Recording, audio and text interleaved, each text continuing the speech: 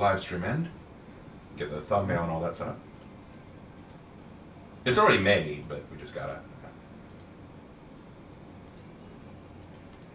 I'm sailing away, set an open course. Where the heck is it?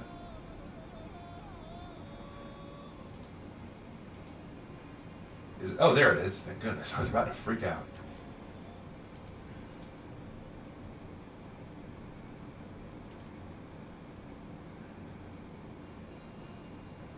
Wait, where is it? Where the heck? Oh, man. Don't tell me. Yep, 1 second. This is going to take a second. Forgot to download this so that I could use it. Hold on, folks. We're getting there.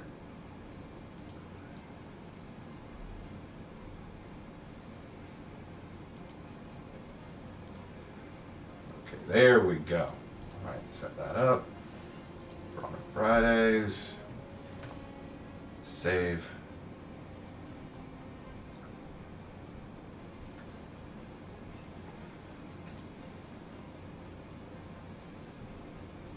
Okay, and now we gotta do the monetization part. Because we gotta try to make some money off of this somehow. We're alive. We are live. That we are. Alright. And we got people streaming. Strolling on in. Yep, doobie doobie doobie. Alright. Justice for here. Mal, as much as we would love to have you on, just with like the problems it caused last stream, I don't think that's a good idea. You don't think so? Alright. I'm gonna take your word for it, Lark. It's like the thing. I think you're probably right. Like last time when we tried to do it, that's when it picked us out. Like particularly with For Honor's update, that made it so that sometimes it'll just act like we don't have any friends. Yeah. Until we know that's a completely ironed out, probably not going to be able to do that. I wouldn't mind playing with people off stream for now. Because I don't think it likes handling friends and the stream. Case in point. There it went. Just said, no, you can't. Ubisoft hears we're trying to play with friends. How dare you? Anyway, how are things going, chat? What's up, my wonderful, loving community? Welcome to another For Honor Friday, where it is. Oh shoot! I just realized I forgot to fix. There we go. I couldn't hear a dang thing. I was like, why can't I hear the game? And then I realized, oh, because I had the audio turned off. That's why. Well, that'll do it. All right. But yeah, I hope everyone's having a splendid evening. Mm-hmm. Let's see. Good evening, Lord Raven. How are you doing this fine evening? Same goes for you, Lark. I see you ripped into Eden's Gate. Yes, we did. Yes, we did, and we had fun doing it. Yep. I'm going to go Highlander to get us started tonight. Highlander of the Highlands. Landing on high. It's kind of hard to have a lowland Highlander. That would be very difficult to do. Mm-hmm. I'm not going to lie there. Which futuristic video game seems more realistic and possible to happen? What futuristic video game seems more impossible? No, more realistic and possible. Oh, more realistic and possible. RoboCop got Detroit pretty much down pat. Yeah, RoboCop seems... But is that a video game, or...? No, it's not. Maybe Halo? I think maybe not in the technology, because who knows what'll happen with tech, but I think in the manner in which, like, the colonies interact with each other and how the overarching government has problems, I think that would probably... Assuming that the aliens aren't a thing, you know, because, I mean, if we involve aliens in this discussion, that could go any direction. Aliens. Aliens, man. All right, let's go. Yay! Oh, shoot. Reggie got shot. He's not going to make it. Come on, guys, for Reggie! For Reggie! I thought that was Kevin. Who cares? Kill people! Raven, have you heard about the Templin Institute's video about the Warhammer female space race? Have we? Tune in tomorrow. Ladies and gentlemen, on my stream, tune in tomorrow at 1:30 p.m. Eastern Standard Time to hear Lark and I rip that apart. Yeah, we're gonna be able to. We're gonna dig into that. Yeah, we're gonna talk about this. Whoa, light parry! I am not a happy camper. Let's see. Oh dear. This is not good. This is not good.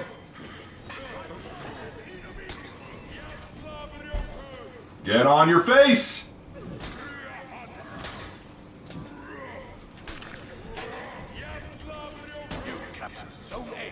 Oh dear.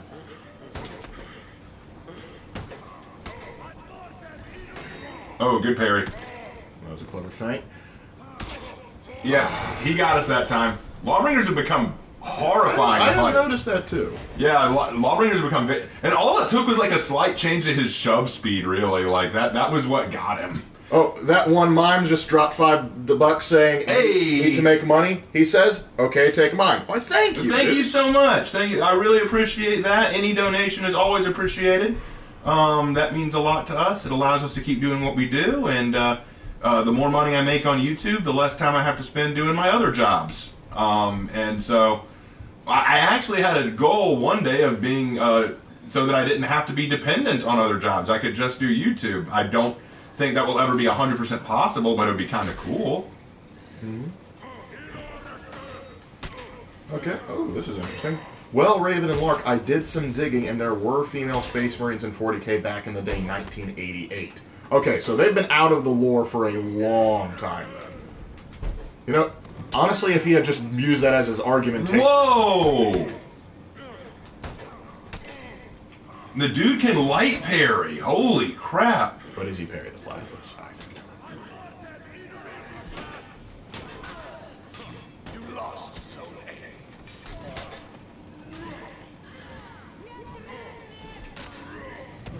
A. Yep.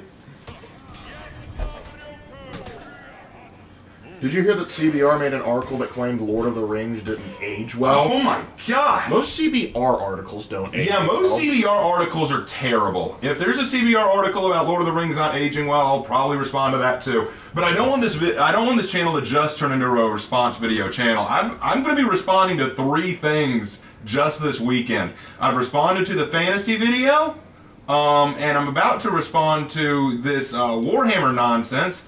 And then after that, I'm going to be responding to a CBR article about One Piece. One Piece? But yeah, oh gosh. Wow. How about you stop that nonsense? At least see what you were trying to do there, Lawbringer. And we just want you to know we find it distasteful. CBR said Godzilla would lose to Predators? For Predators, and I think that, yeah, that's a little silly. Well, CBR is just silly in and of itself. Yeah. What's funny is, like, when I get on the internet, like, immediately they'll try and recommend CBR articles to me, and sometimes I'm like, okay, I'm curious, how bad is it? Well, whenever I see one that says the top 10 things about blank character that don't make sense, I'm always like, okay. Yeshua's King says, respond to more Darman videos. I love your Darman response videos. Oh, y'all want to see? Okay, let me know in chat right now. Do you want to see me respond to more Darman? Because that's the thing. I thought about it, but I also thought that's such low-hanging fruit. Darman videos are clickbait nonsense with objectively terrible skits. And I know people are going to say, man, it's really low-hanging fruit to go after Darman stuff. Like, is that what you really want to do? I think the only appropriate response to deal with Darman is not even, like, critique his logic or reasoning, but just riff it. Just treat it like a riff tracks. I think that's the best way to deal with it, but they want to see it. Raven Darman's videos have gotten even more nonsensical? No. How? How? They're already terrible.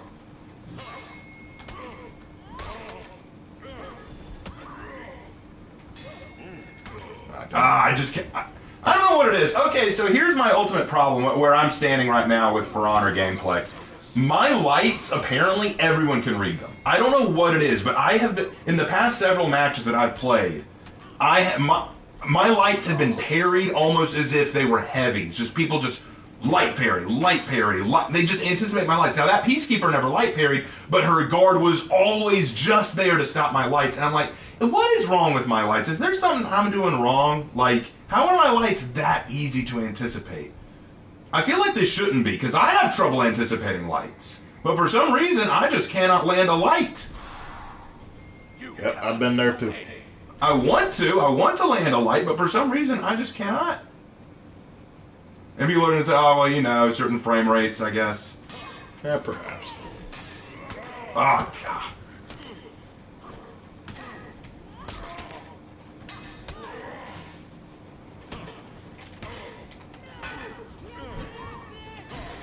And there it is! Another light parry!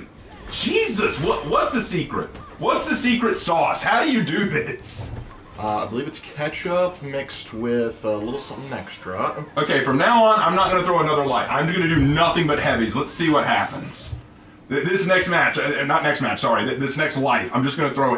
Because I think what people are doing is they're just expecting a light, so they're just throwing it early. Quit stealing my playstyle. I'm going to do nothing but throw heavies. Let's see how that works. I'm just going to throw heavies nonstop. Remember, like it Lark says, spam heavies. I Statistically speaking, you're bound to hit them eventually. Well, I just want to see what'll happen. I just want to see if this will bring any results for me. All right, here we go.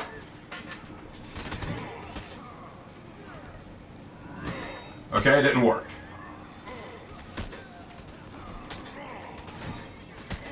You lost zone A. Okay, so far not so good.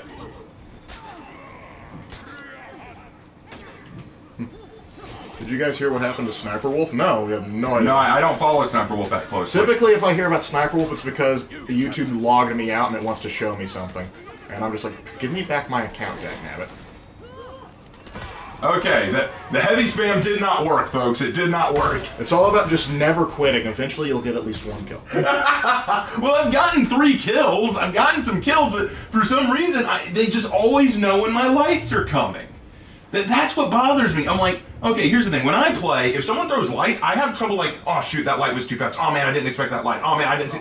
But then it's like, oh, he's going to light from the left now. I better just parry it. I'm like, how do you do that? Okay, hear me out now. We get rid of the little cursor marker. People have said that. People have said that if you remove the cursor from the game, it becomes a lot harder to light parry. I would imagine so. I would imagine so as well, yeah. Yeah, and the thing is, I think it's still really good. You can probably get a ES scripter. Well, this one, okay, let's do a little test. I don't think that, I'm not saying they're scripters, I'm just saying you doing that would actually make it easier to tell who's a scripter. I don't know if these guys are or not. They are pretty good at it. Hey, that was mean, PK. Oh, shoot. Yep. Man, I don't even know, guys. Oh, shoot. Hey, Raven, have you ever played a match where the enemy team was all sense? It happened to me, it was garbage, I quit. No, but I played a match where they were all Shugokis. Yeah, it was that garbage. was a nightmare and a half. That was terrible. I hated it. That was absolutely disgusting. Yeah, in Shark Chaos, we did see the Zoro CBR article. Yes, I saw that you sent that. It's not worth responding to. Because the thing is, it's just CBR doesn't understand the concept of controversy. Well, the thing is, they're saying the controversial decisions that Zoro makes, and I'm looking at those going, how are they controversial? I think their opinion of controversial is, oh, it's uncouth, it's not a logical choice to make. And I'm like, yeah, well, who said Zoro was a logical character? Well, there is actually one of those, like, actually really was a logical choice, and it's, like, probably one of my favorite moments. All right. Zoro. Shoot him. Should have used that bow. See, look at this. Okay. That's ridiculous. Look, are you guys seeing? What? Yeah, that's sus. How? I don't know. Chat, tell us, do you think there's a logical explanation for that one? There is no way you are reading every single light I do. There is guys, chat, please. What happened there? Can someone please also, explain? they're a PlayStation? Now that's weird. They're a PlayStation, and they read every light I did, every single one. I'm not that good, okay? But I don't think most people are that good. I don't even know what to say. I don't know what to say to that. Not one light went through. My zone did not go through. They deflected off of it. I'm like, how? How are you that good? What if Zoro wandered into Mordor? That would be a funny little skit. I'm not gonna lie. Enemy team is breaking. Any chat saying anything? They're saying the PK is either a god or she is running mods. Well, if she were running a script or thing, I think she'd be parrying all my lights, but she's not. What?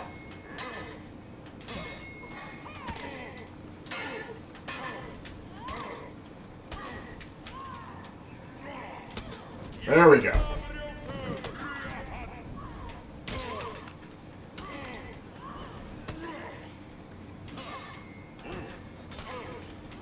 Oh, and there's the... Oh, my lord. Yeah. Okay, anyone got something to say about that? I was saying, it's not so... It's just the fact we're spamming lights. Maybe. No, I disagree with that highly. Light spam is annoying to people for a reason. Throwing lights in different directions can be hard to read, and it's even harder to react to sometimes. Why do you think light spam was a major complaint for the game for a while? Because it was an easy way to win. Here I am trying to get lights in to get an opener. Here's the thing. One of the biggest problems that I have with Highlander is his heavies are so easy to read. They're the slowest heavies in the game. So I thought, let's get in a light, and that may be able to get me into a combo, but it's like, nope, just blocks all of them. I had no idea what to do. Man. Have you tried using Highlander dodge spam? I'm not good at that. And besides, like, what all can... I tried doing some, like, dodge heavying, and that just didn't work. I just got done watching Holden's video. Oh, cool. Hope you enjoyed that. Hey, Raven, who do you think would win, Zoro or Yamato? Probably Zoro. Probably. I'm gonna go Zoro on that one, yeah. Oh, Frankie DeBella just dropped $5. Hey, Raven, wanted to ask this for a while. Why did John make the Book of Revelations, and do you think it's relatable to today? That is a good question. Okay, the Book of Revelation was written by John while John, the apostle, was imprisoned on the island. He was banished on an island, and then the Lord allowed John to see visions of the future. And the Book of Revelation is filled with the things that John saw, which are supposed to do three things. One, they're supposed to reveal different aspects of the different churches and the sins and things good that they will do. It's also supposed to reveal a bunch of apocalyptic things that will take place after the Lord has raptured his children. The third thing it's supposed to do is show that Satan is defeated and that the Lord will reign forever. Okay. Here's the thing. The big question that everyone asks is, should we be looking at these in terms of prophecy of what's happening today? There are two ways that people look at the Book of Revelation, and they're always the bad ways to do it. The first way is to just ignore it and say, the Book of Revelation, you don't need to worry about it, don't read it at all. That's not the right way to do it. But the other thing that people do is, okay, read every verse, and now take that verse and apply it to today and see how Jesus is coming back tomorrow. That's also a wrong way to do it. In fact, I'd argue that's worse. Because it's going to scare the heck out of you, because frankly you could take anything from the Book of Revelation and apply it to today and you'd probably see it, but that's just because you could apply things you see in the Book of Revelation to anything throughout history. People have been predicting the end of the world and the return of Jesus ever since he went back, ever since he ascended. So now, do I think that there are some things that Jesus prophesied as happening that have been happening? Yeah, I think that there are some things that we're seeing. I think we're seeing some signs. But at the same time, we've been seeing some of these same signs for countless generations. I think that the way I look at it has always been this. Instead of wondering when the end times have started, because I believe that the end times started after Jesus ascended. That's just the way I look at it. Like, from the time he went up, ever after has been the end times. Because now we're just waiting on him to come back. But the thing is, I don't usually talk with people about the Book of Revelation or about end times prophecy. Just because, for one thing, it's scary stuff to talk about. People don't want to look around for, oh no, we're all going to die, it's all going to be over, it's all going to end. People don't want to talk about that. It's scary for them. But also because, I don't think that talking about the end times is a great way to bring people to God. Yeah, if you want to talk about the gospel, not like, he's coming back soon, you better make it right. Like, not exactly always the calls. Shot through the heart, and you're too late. But, yeah. Also, there's more to Revelations than just doomsday prophecy. Like, for example, like the 7 letters to the church is actually really good to sort of analyze if you're a church in the way that the believers are actually talking with. And the thing is, so is it best to take everything in the Bible with a grain of salt? It depends on where you're reading, because certain things are written in different ways. Certain things are prophecies. Certain things are poetry. Certain things are histories. It depends on what book you're reading and what part. You have to consider what's being written, who was the original intended audience, what are they trying to say, all sorts of things. There's a lot of things that you need to take into consideration when reading the Bible. It's not just about taking it with a grain of salt. It's about understanding the context for why it was written. I fell for that one. Indeed. Let's see. Hey, Raven, Lark, I absolutely love the Eden's Gates video. Lark's conversation with the 3 siblings cracked me up. Glad to hear it. Like that sort of thing. Yeshua's King says, wait, y'all believe in the pre-tribulation rapture too? Yes, we do. Yep. Let's see. Hey, Raven and Lark, how would Baldwin and Hadim react to their For Honor counterparts? I'm not sure Baldwin would be too flattered. Baldwin wouldn't be pleased. I don't think he would like the way they did Ravier as him. He'd say, I wouldn't act this way. And who was the other? Hadim.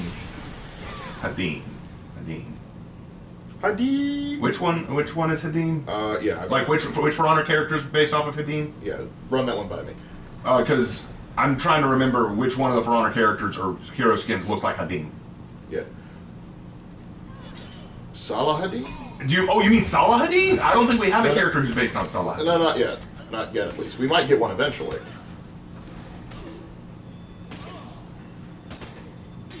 Okay. Hey, Raven Lark, what do you think about Neil deGrasse Tyson? He's a good scientist. But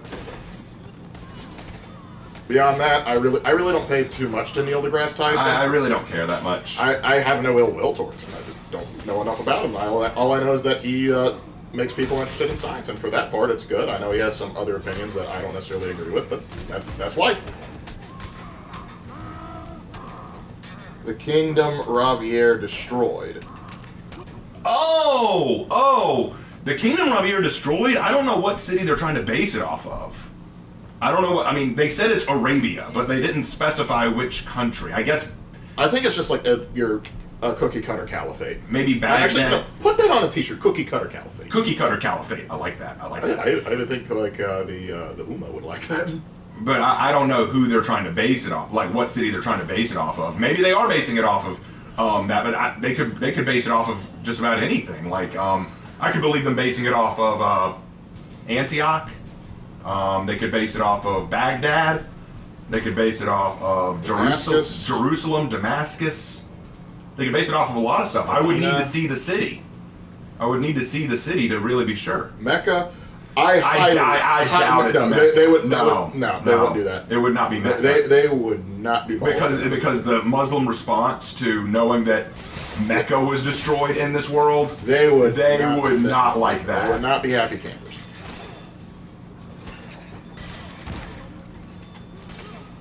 A caliphate that makes cookies. Honestly, if there is a Muslim out there that's running a bakery, they should call it the Cookie Cutter Caliphate, because that would be an awesome name. I buy cookies there. Let's see. How goes the killing by wolves? Well, it's let me. Well, I just killed that guy.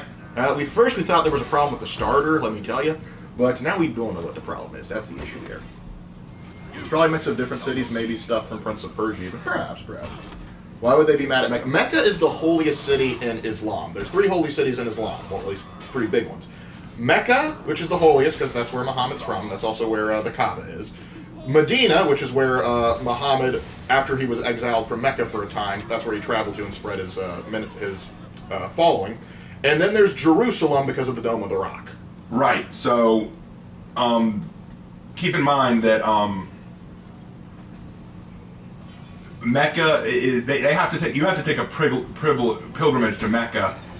I think once a year. No, it's once in your lifetime. Once in your lifetime. I'm sorry. Once in your lifetime to be considered a good Muslim. Yeah, there are like the way to get around it. Like you can take like a spiritual journey, if you're physically unable to go, or you can have somebody go in your place.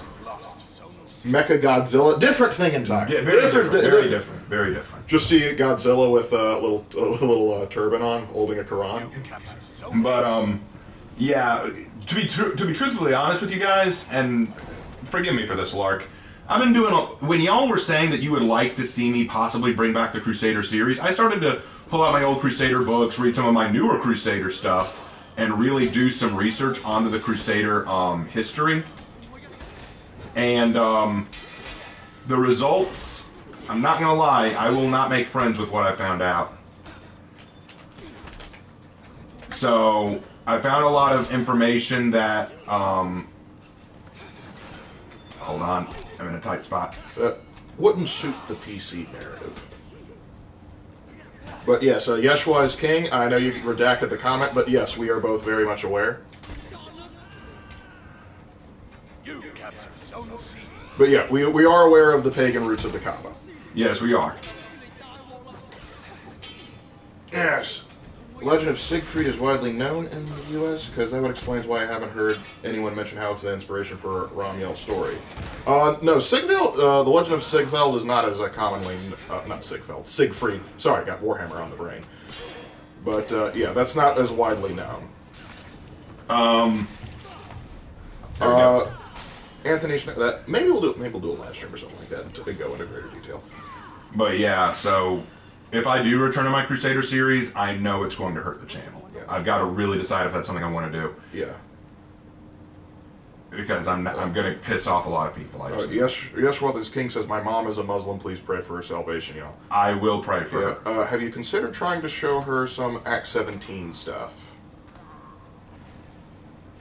No point dive bombing that guy. That reminds me of when we shot the guy on the ladder there. Yeah, that was hilarious. That was a good time. Alec Baldwin was charged for manslaughter. How about that? Well, how about that? I was not expecting that outcome. What about Rap God Sigvald the Magnificent? So you didn't like it? It's not that we didn't like what we discovered, it's that YouTube wouldn't like what we discovered. And my fan base wouldn't like what I discovered. I think most of the fan base would be fine, but we'd find somebody. You lost Zone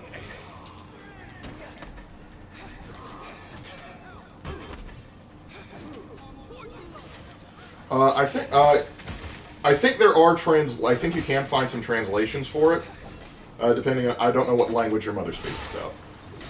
Just got here. What I missed? Oh, we've just been chilling out. We've just been chilling out and talking. Ironically, Baldwin only planned to invade Egypt, but those plans fell through due to uncooperative nobles, so Baldwin only engaged in defensive campaigns. Yeah, that's the problem with feudalism. Sometimes the nobles are just. Yes, Holy! He just vanished! He killed me and then he exploded! Just like boom! And then he was gone. We even know jutsu. But Act 17 is David Wood. Yeah, Act 17 is David Wood, yeah. Also, another thing, if you want something that's not as controversial, Nabil Qureshi's Seeking Allah Finding Jesus is an excellent book. Well, the reason people wouldn't be happy with what I have to say is because as I looked through the history of what Muslims and Christians did, I found way more damning things that the Muslims did than I did the Christians. I think we should say, like, a lot of the crime, like what we consider war crimes that the Christian did, are more widely known. They're more easily accessible, partially because the sources are written in Western European languages that are easier to translate. But we found a lot more stuff that it really puts things into perspective. It really does. I wouldn't mind, besides I took Russian history, and that was a lot more graphic than I thought. Oh yeah, Russian history! The whole story of Russian history, and then it got worse. I am, of course, speaking in hyperbole. Well, 2 L's in a row, boys. It is what it is. We did better this match, though. Yeah, well, they weren't blocking every single light I threw. You just whipped out the gun and said, parry this, casual. Oh, I got a few kills. I got 9 kills, which is nice. But I noticed that the Peacekeeper from last match was still top of the charts. Yep. That's curious. But yeah, the more I was researching, the more I realized, like, look, here's the thing. There's no question that Christians did some questionable stuff in the Crusade. I'm not denying that. But as I was doing my research, I found some horrifying things that some Muslims did, like some of the Muslim caliphs and sultans did, that I'm like, they make any Christian crimes almost pale in comparison. Yeah, like the guy that sacked Antioch. Baybars, Sultan Baybars. This guy, straight up, one of his favorite tactics was as he would surround a city, he would promise, hey, look, if you just surrender quietly and open the doors to let us in, we'll let all of you who surrendered leave. and go to a safe city where you'll be fine. And they trusted it and left and opened the doors only for him to break his promise, ransack tons of them, sell women and children as slaves, and behead all the knights. He did this with dozens of cities, including Antioch. And here's the worst thing about that. What happened was, there was one city he took. After he took the city, a lot of women and children fled before he got there. So when they took the city with minimal effort, they put Christian banners in front of the city so that when the women and children saw the banners, they're like, oh, we somehow took it back, we can go home. And so when the women and children got back, he immediately captured all of them or killed them or sold them into slavery. It was horrific. And even some Muslims that I thought, did good things, like were pretty upstanding. Even some of them, I was like, wow, you did this. It was kind of a shock to me as I was rereading some of these sources. And believe me, some of you might be saying, well, they might be biased Christian sources. No, some of them were from Muslim sources. Mm-hmm. The difference was they were saying them as positive things. Indeed. I remember one story where Ferdinand III, who was part of the Reconquista, he came upon a city, I can't remember which one, but he asked them, hey, look, turn over your Christian captives and give us the Holy Cross that you have in your city, and we won't attack, we won't ransack. In response, they took the Holy Cross and in front of all of them, shat on it, spat on it, pissed on it, and then had it hauled over to them on the backs of donkeys. To which Ferdinand replied, all right, you're about to get yours. And then, tit for tat, I'm afraid. And before people say, okay, look, it couldn't have been that bad, would you like to know where the term slave comes from? Oh, those Ottomans. The Ottoman Empire, formed by the Muslim Caliph Osman. I'm not sure he was Caliph at the time. Well, no, he was just a chieftain. He formed the Ottoman Empire, and he ransacked so many European towns and Slavic towns that the term Slav turned into the word slave over time. Mm-hmm. That's where we get the word slave these days. Here's the thing. There are two ways that modern media looks at the Crusades. Either the Crusaders were evil, hateful bigots who just wanted to kill brown people, or, there was good and bad on both sides. But based on what I've researched from both Christian and Muslim sources, while both sides were not pure and innocent, one side I would more gladly say was the more villainous. Now, am I saying that Muslims of today are like that? I'm not necessarily saying that. No. But what I am saying is if you look at the history of the time period, I will not sit here and in good faith say, oh, well, both sides were good. Didn't the Ottomans it wasn't just the Ottomans, it was the Arabic slave trade. Yeah. The Arabic slave, it was going on longer than the Atlantic slave trade, and the Europeans just kind of tapped into it, which is where the Atlantic slave trade came from. But the Arabic slave trade, to a degree, is still going on today. Yep. Actually, I think the most disgusting thing I've read was Richard the Lionheart, before he left to return to Europe, waged one more attempt to take back a coastal city. He attacked the city very quickly, and the knights who were still holed up in the tower within the city walls tried a desperate attempt to break through the siege and get out of the city, right? Well, it didn't. They shouldn't have been able to do it. There were so few of them, and the city was filled with Muslim soldiers. They shouldn't have been able to do it. Hold on.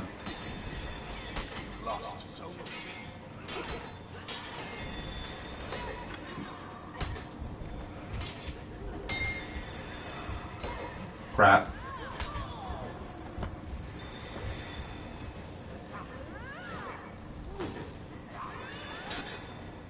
As I was saying, the reason why the knights were able to be so successful in the counterattack from inside the city was that after the Muslims took the city in the first part of the siege, several of the warriors were caught up in inappropriate acts inside the church of the city. Mainly grape without the G. And it wasn't just, and because this was a common thing that Muslims did at that time period to capture churches.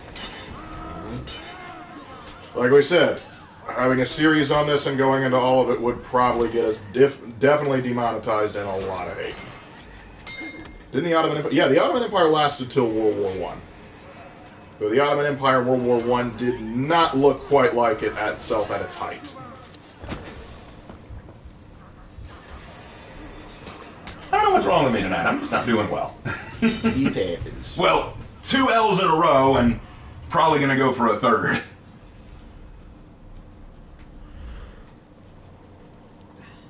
I'm going to go to A. Hey, Raven and Lark, what country has the bloodiest history? That is a tough one. I would probably go with China. Same, yeah. Those like when your ancient civil wars get into like the top 5 bloodiest wars in history, because you're like, okay, we got World War II, World War I, Chinese Civil War 32, Chinese Civil War 47.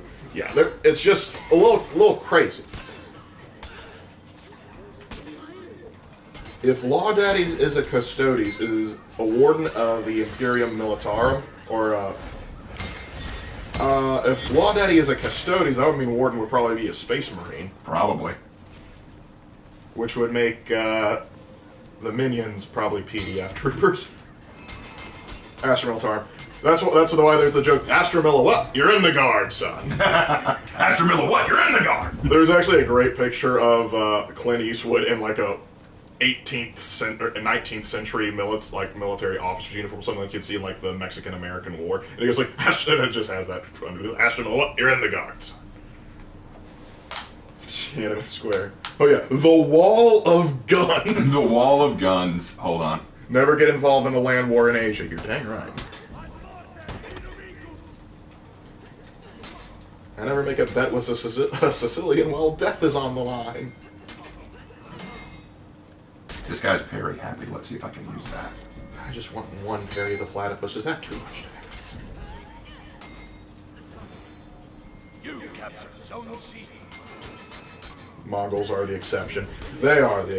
One of the few jokes I still like from Crash Course.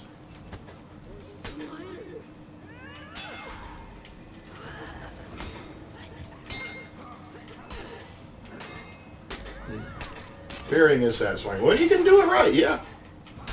I'd be more worried about the Wall of Karens. Oh no. Dang. We need out Heinz Doofenshmirtz's skin in the game. We do. I want him to be the commander. I love my conversations during these streams because they can go all over the place. They can start with, do you think we're in the end times? Straight into, how are the Crusades? Then, we need Hans Doofenshmirtz's skins in the game.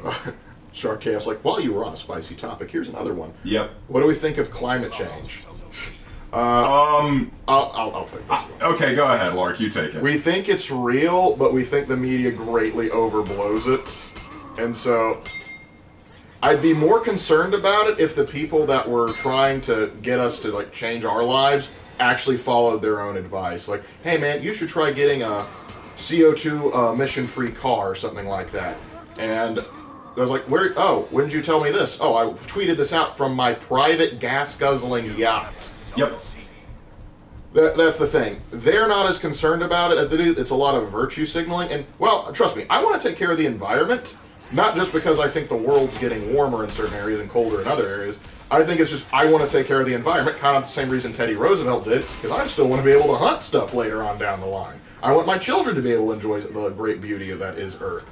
And so I don't want the environment to be damaged beyond repair, but at the same time, Mother Nature is very powerful, and we have to be careful how we deal with the environment because it can bite us in the behind if we don't take care of it. Yeah, and Yoshua's King is right. The climate does always change. If you look at Earth's geological history, we have gone through warming periods and cooling periods.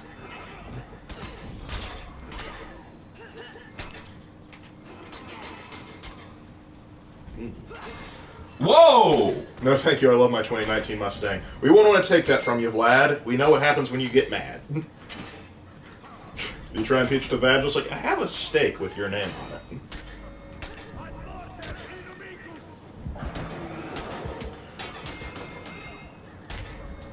Oh, dude, you got a 1969 Ford Mustang? Yeah, keep that, dude. That's awesome.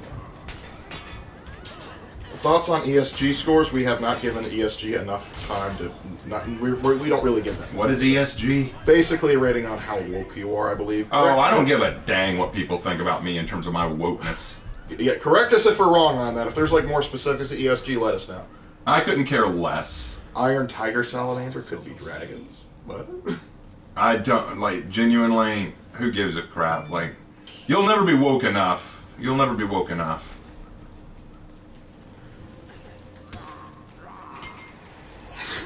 Vlad makes his points be heard. You're right. What do you think of the Soul test? Is that like a test for Soul Invictus?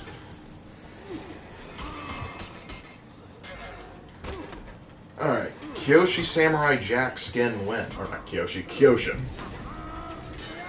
I don't know why I misread that.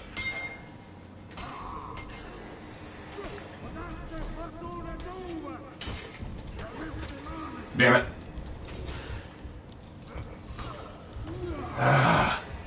I'm going to be honest, guys. I'm not happy they brought back Gladiator's toe stab to unbalance you after once your stamina's drained, because it just gives them this max punish where they can knock you to the ground and then get a free bleed on you with their skewer. I don't like that. I really don't. I think that's very unfair, especially since it adds bleed. If it just did a lot of damage or just a heavy damage, that'd be one thing, but it bleeds, so it just sets you up for an attack from Shaman or Peacekeeper. I really do not like it. I really don't. Oh, standard of learning tests. I don't think we call them that. Like, I have SLOs, but that's more to judge the teacher than the students. Lark, I've seen the Velma show on HBO, so you don't have to. It's worse than I thought. Well, that doesn't surprise me. It's a shame. Shouldn't have been made. I tell you what. I'm gonna pick him up. Oh, watch it. Nice.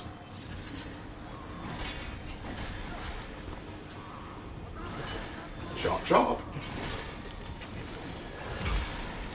That took care of him, or her, whatever. I'm pretty sure that's a her. Pretty sure that's a her, but then again, who can tell? I mean, what is canon? What is canon? You know, anyway? I mean, I know that the canon said that Nobushi are all female, and I know that we've never seen a male Nobushi, but, you know, you can't be 100% sure.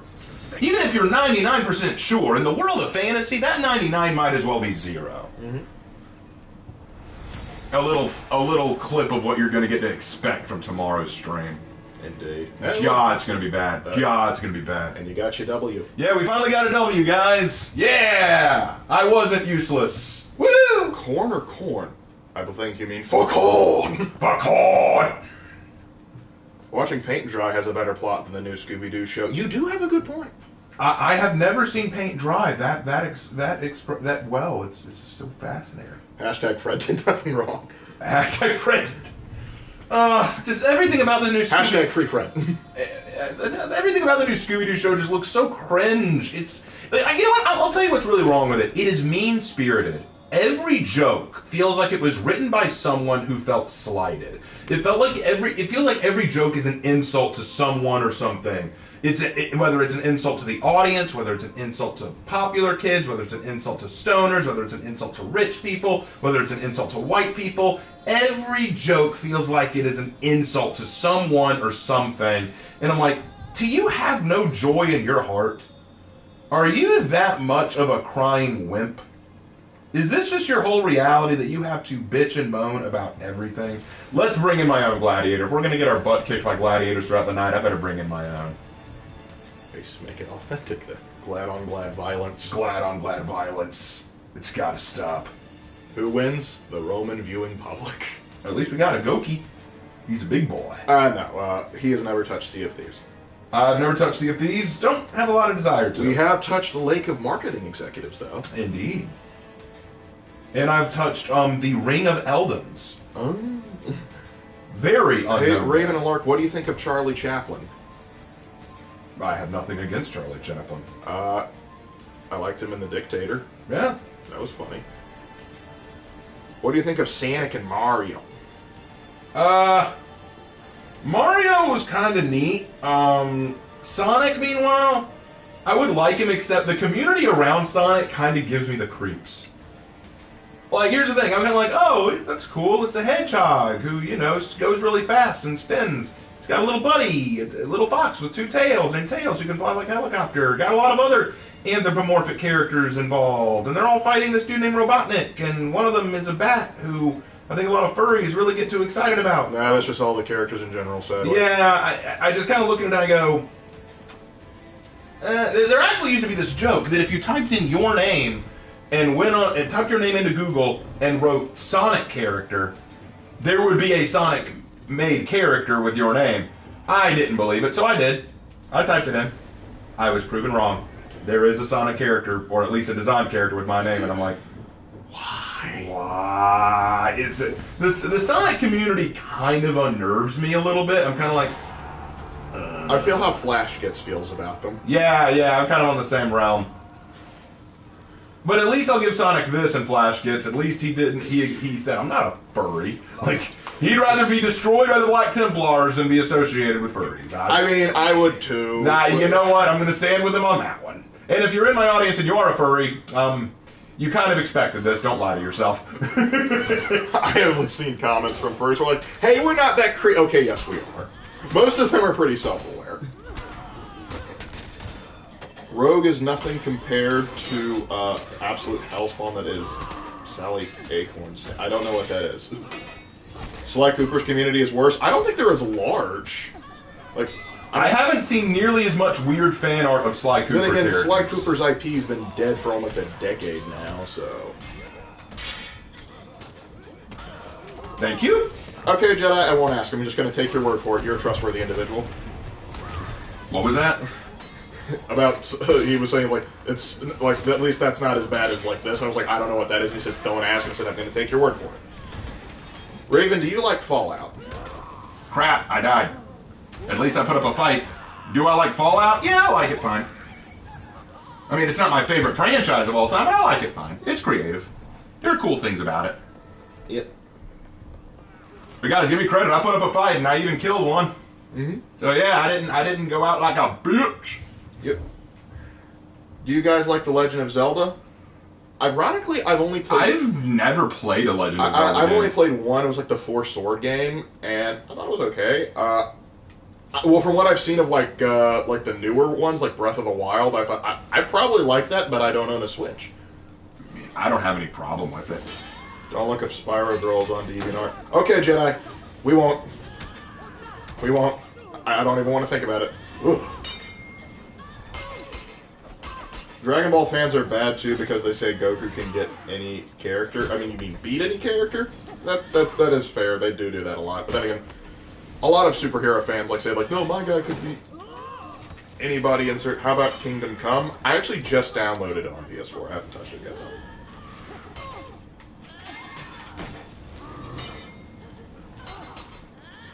Whiterun Guard asks Raven, take a wild guess. What's my favorite game?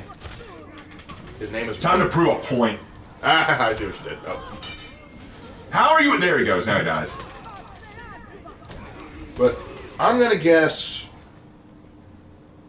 Skyrim. I could be projecting there, but I'm gonna guess Skyrim. What's the question? The Whiterun Guard says, Raven, take a wild guess. What's my favorite game? Mass Effect. Definitely. I'm gonna stab you in the butt. This feels cathartic. I feel better now.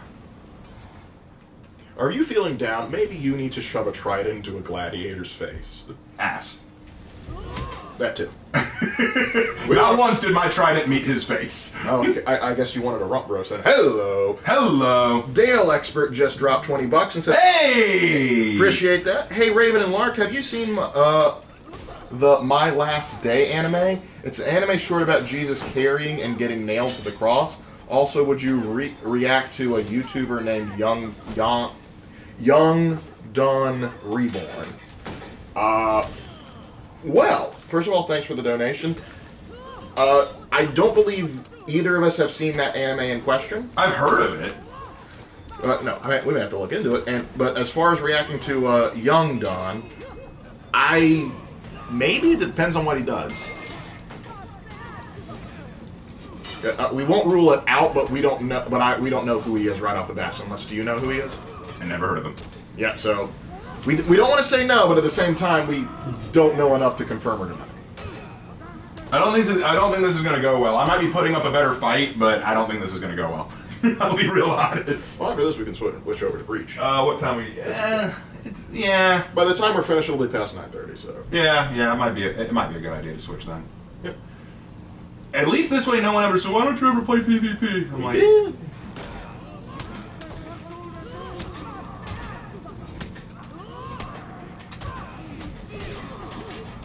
Ooh! I got the deflect! I didn't think I would, but I got it! Yep. That's the beauty of fighting at our skill level. When you get stuff like that, you're like, yay! I feel like I earned it!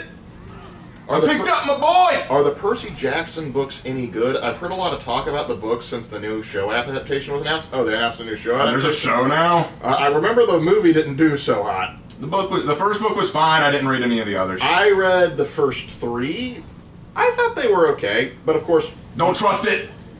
Don't trust it. She's luring us in. She's luring us in. I do not trust it. But of course, when it comes to Percy Jackson. Percy! Me and Raven were always Greek mythology nuts growing up, so we were kind of we were the target demographic. We fell right into it. Heck, we even got Dad to read the first one, which he actually had questions about the ending. Crap. I need to remember to faint. Raven and Lark, what do you think about the Lord of the Rings and the Hobbit movies? I like Lord of the Rings. Yeah, we love Lord of the Rings. The Hobbit movies, they weren't as good as the original trilogy, but I don't hate them. I think they have their place. I think they could have done better though. Then there's the Rankin Bass Hobbit movie. Yeah. That's kind of a that one's a little niche. Little niche, but not bad. I'm gonna turn B around real quick. Hold on. Gladiator's one of the worst for turning around Zone B. Yeah. So's Warlord.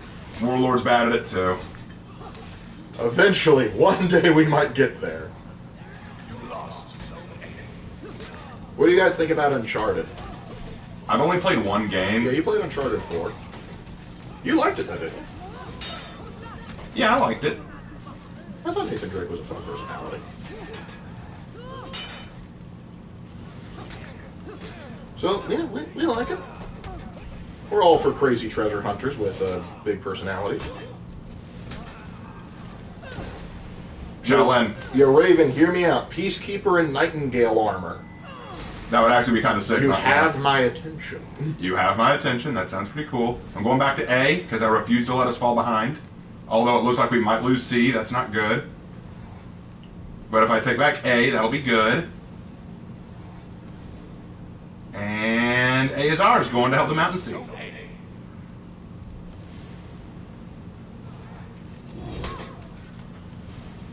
Just that one information. That one guy! We gotta get him. We gotta get that guy. Oh, there's a new Uncharted game coming out? I hope Naughty Dog doesn't I hope not, because it looks like they go and replace it. Oh dear.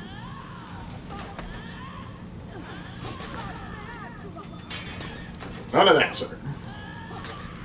Hey Raven, do you know a lot about Greek mythology? I've studied it for a long time. We know about it more than any other mythology. Hey Lark, a Fallout 4 question. Gatling laser or Fat Man? Choose wisely, because you are about to choose the weapon that I will kill Desdemona with. Ooh! Gatling laser, it's to prove a point. And you need to enjoy your work. The Fat Man's great, but sometimes you gotta take things slow. If you take my meaning. Shugoki just said, "Today I choose violence." Hey Raven and Lark, did you hear about the new Martin Luther King statue in Boston? Nope. I haven't heard anything about that. What's special about it? What's special about the new Martin Luther King Jr. statue? Yep. Wait, why don't you want a new one to come out?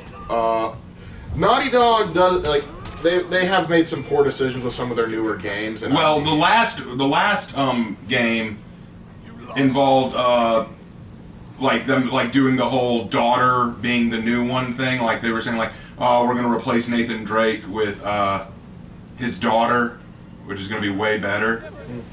Did you? What? He abandoned the zone to get away from me? I must go now. Okay, good job, but now I've taken A and you've lost the lead. If he had stayed and tried to beat me, he might have won, and even if he didn't win, at least he bought time. That was dumb. Thoughts on the Battle of Teutoburg? Or you mean like Teutoburg Forest? I don't know. Varus, give me back my legions! Oh crap. Hey, Ravenlark, have you guys seen The Great Mud Wizard of Germany? I feel like he should... I feel like with that name, he's probably arrested at some point. But no, we're unfamiliar.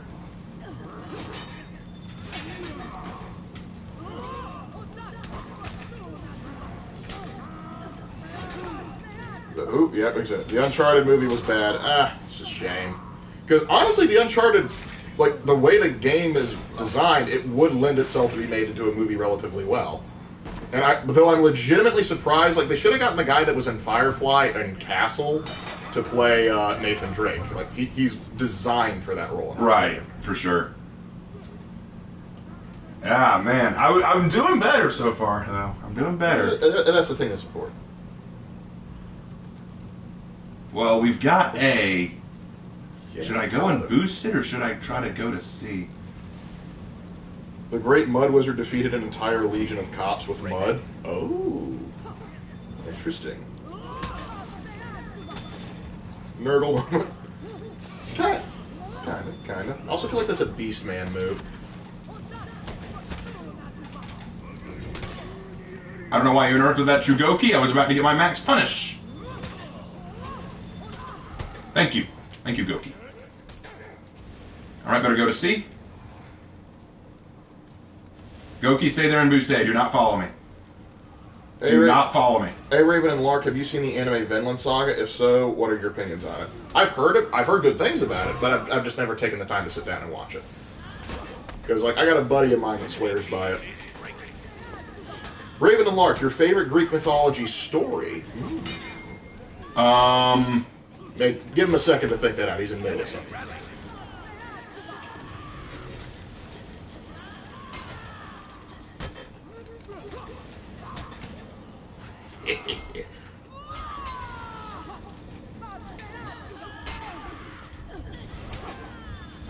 Ah, crap. I didn't see that armature coming. That took another L, guys. Oh, we did okay. Yeah, we ain't turning this one around. But anyway, your favorite Greek mythology story? Yeah, the Odyssey is probably my favorite. That's fair. Odyssey is pretty good.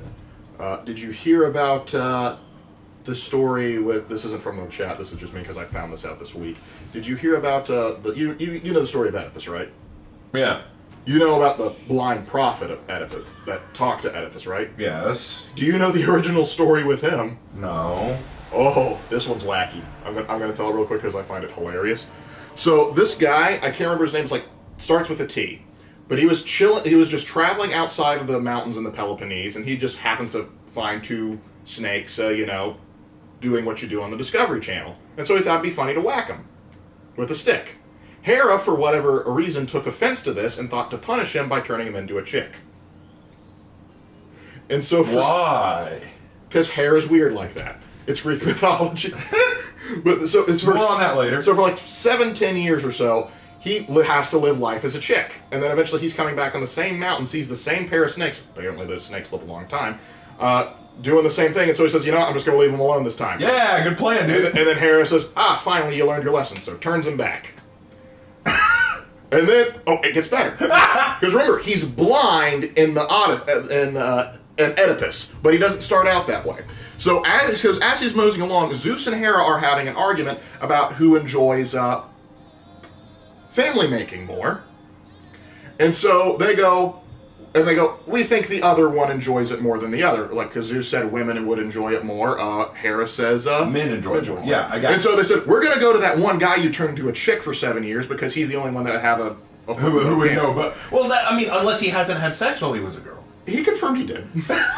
which is why I was like, I don't know, like, I would not have fessed up to that. But anyway, no, it gets better. It gets better. And so then they both pop down to him, and they're like, all right, dude, you got to settle this debate. And of course he doesn't think of the Trojan War and go, this never ends well. And so Zeus and Hera both go like, okay, so which one has it better?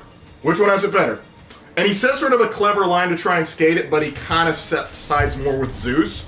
Hera, being pissy as normal, makes him blind. Just blinds him on the spot. Why blind? Because Hera is Hera does. Now Zeus, going, thanks for agreeing with me, or are you going to give me back my sight? No. Instead, I'm going to give you the gift of prophecy and visions, which is how he gets his job in Oedipus. So, literally, this man went from just hiking through the woods, bonking snakes with sticks, to suddenly settling a debate between the gods. Okay, I've changed my testimony. That is my favorite Greek.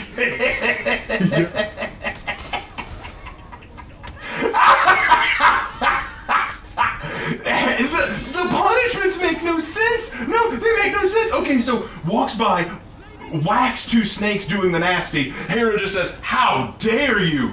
I'm going to turn you into a woman.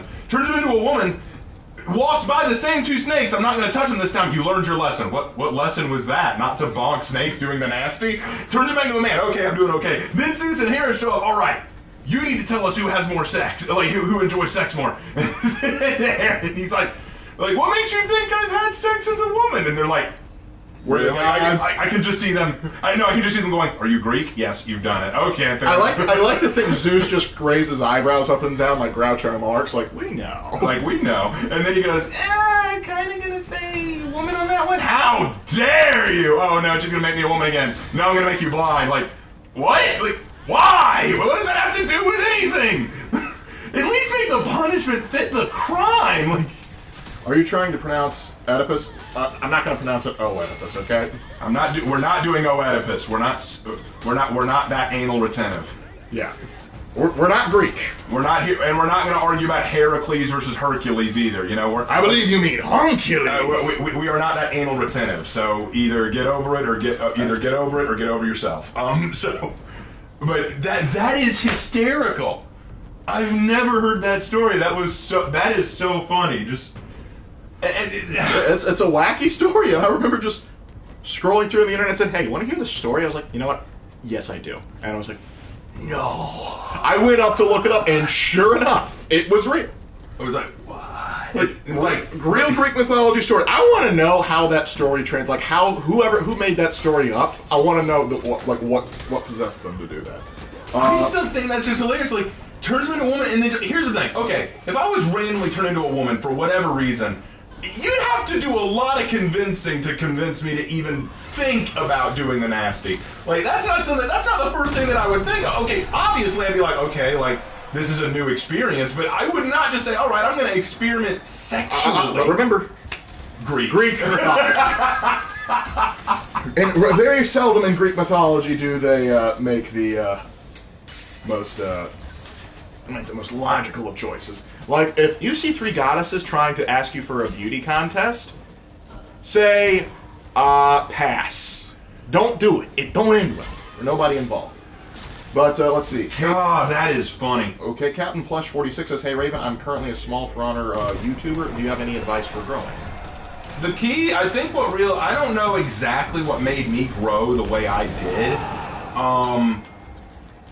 I started off as a For Honor YouTuber by building a personality and by focusing on the history and culture that built these warriors and heroes and talking about them, since that's something I'm very passionate about.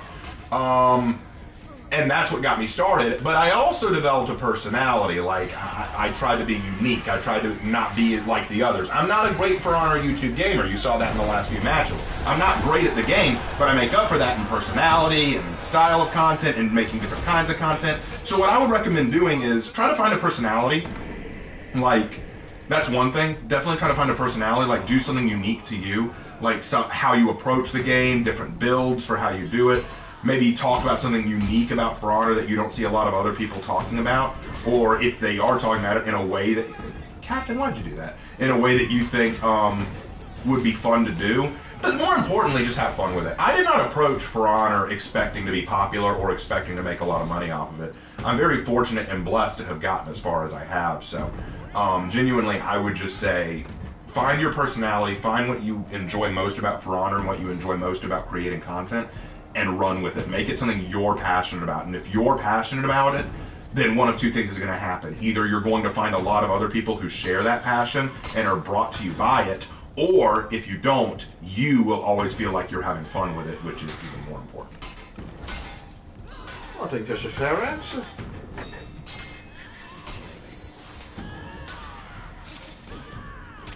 So what else is going on in chat after that hilarity?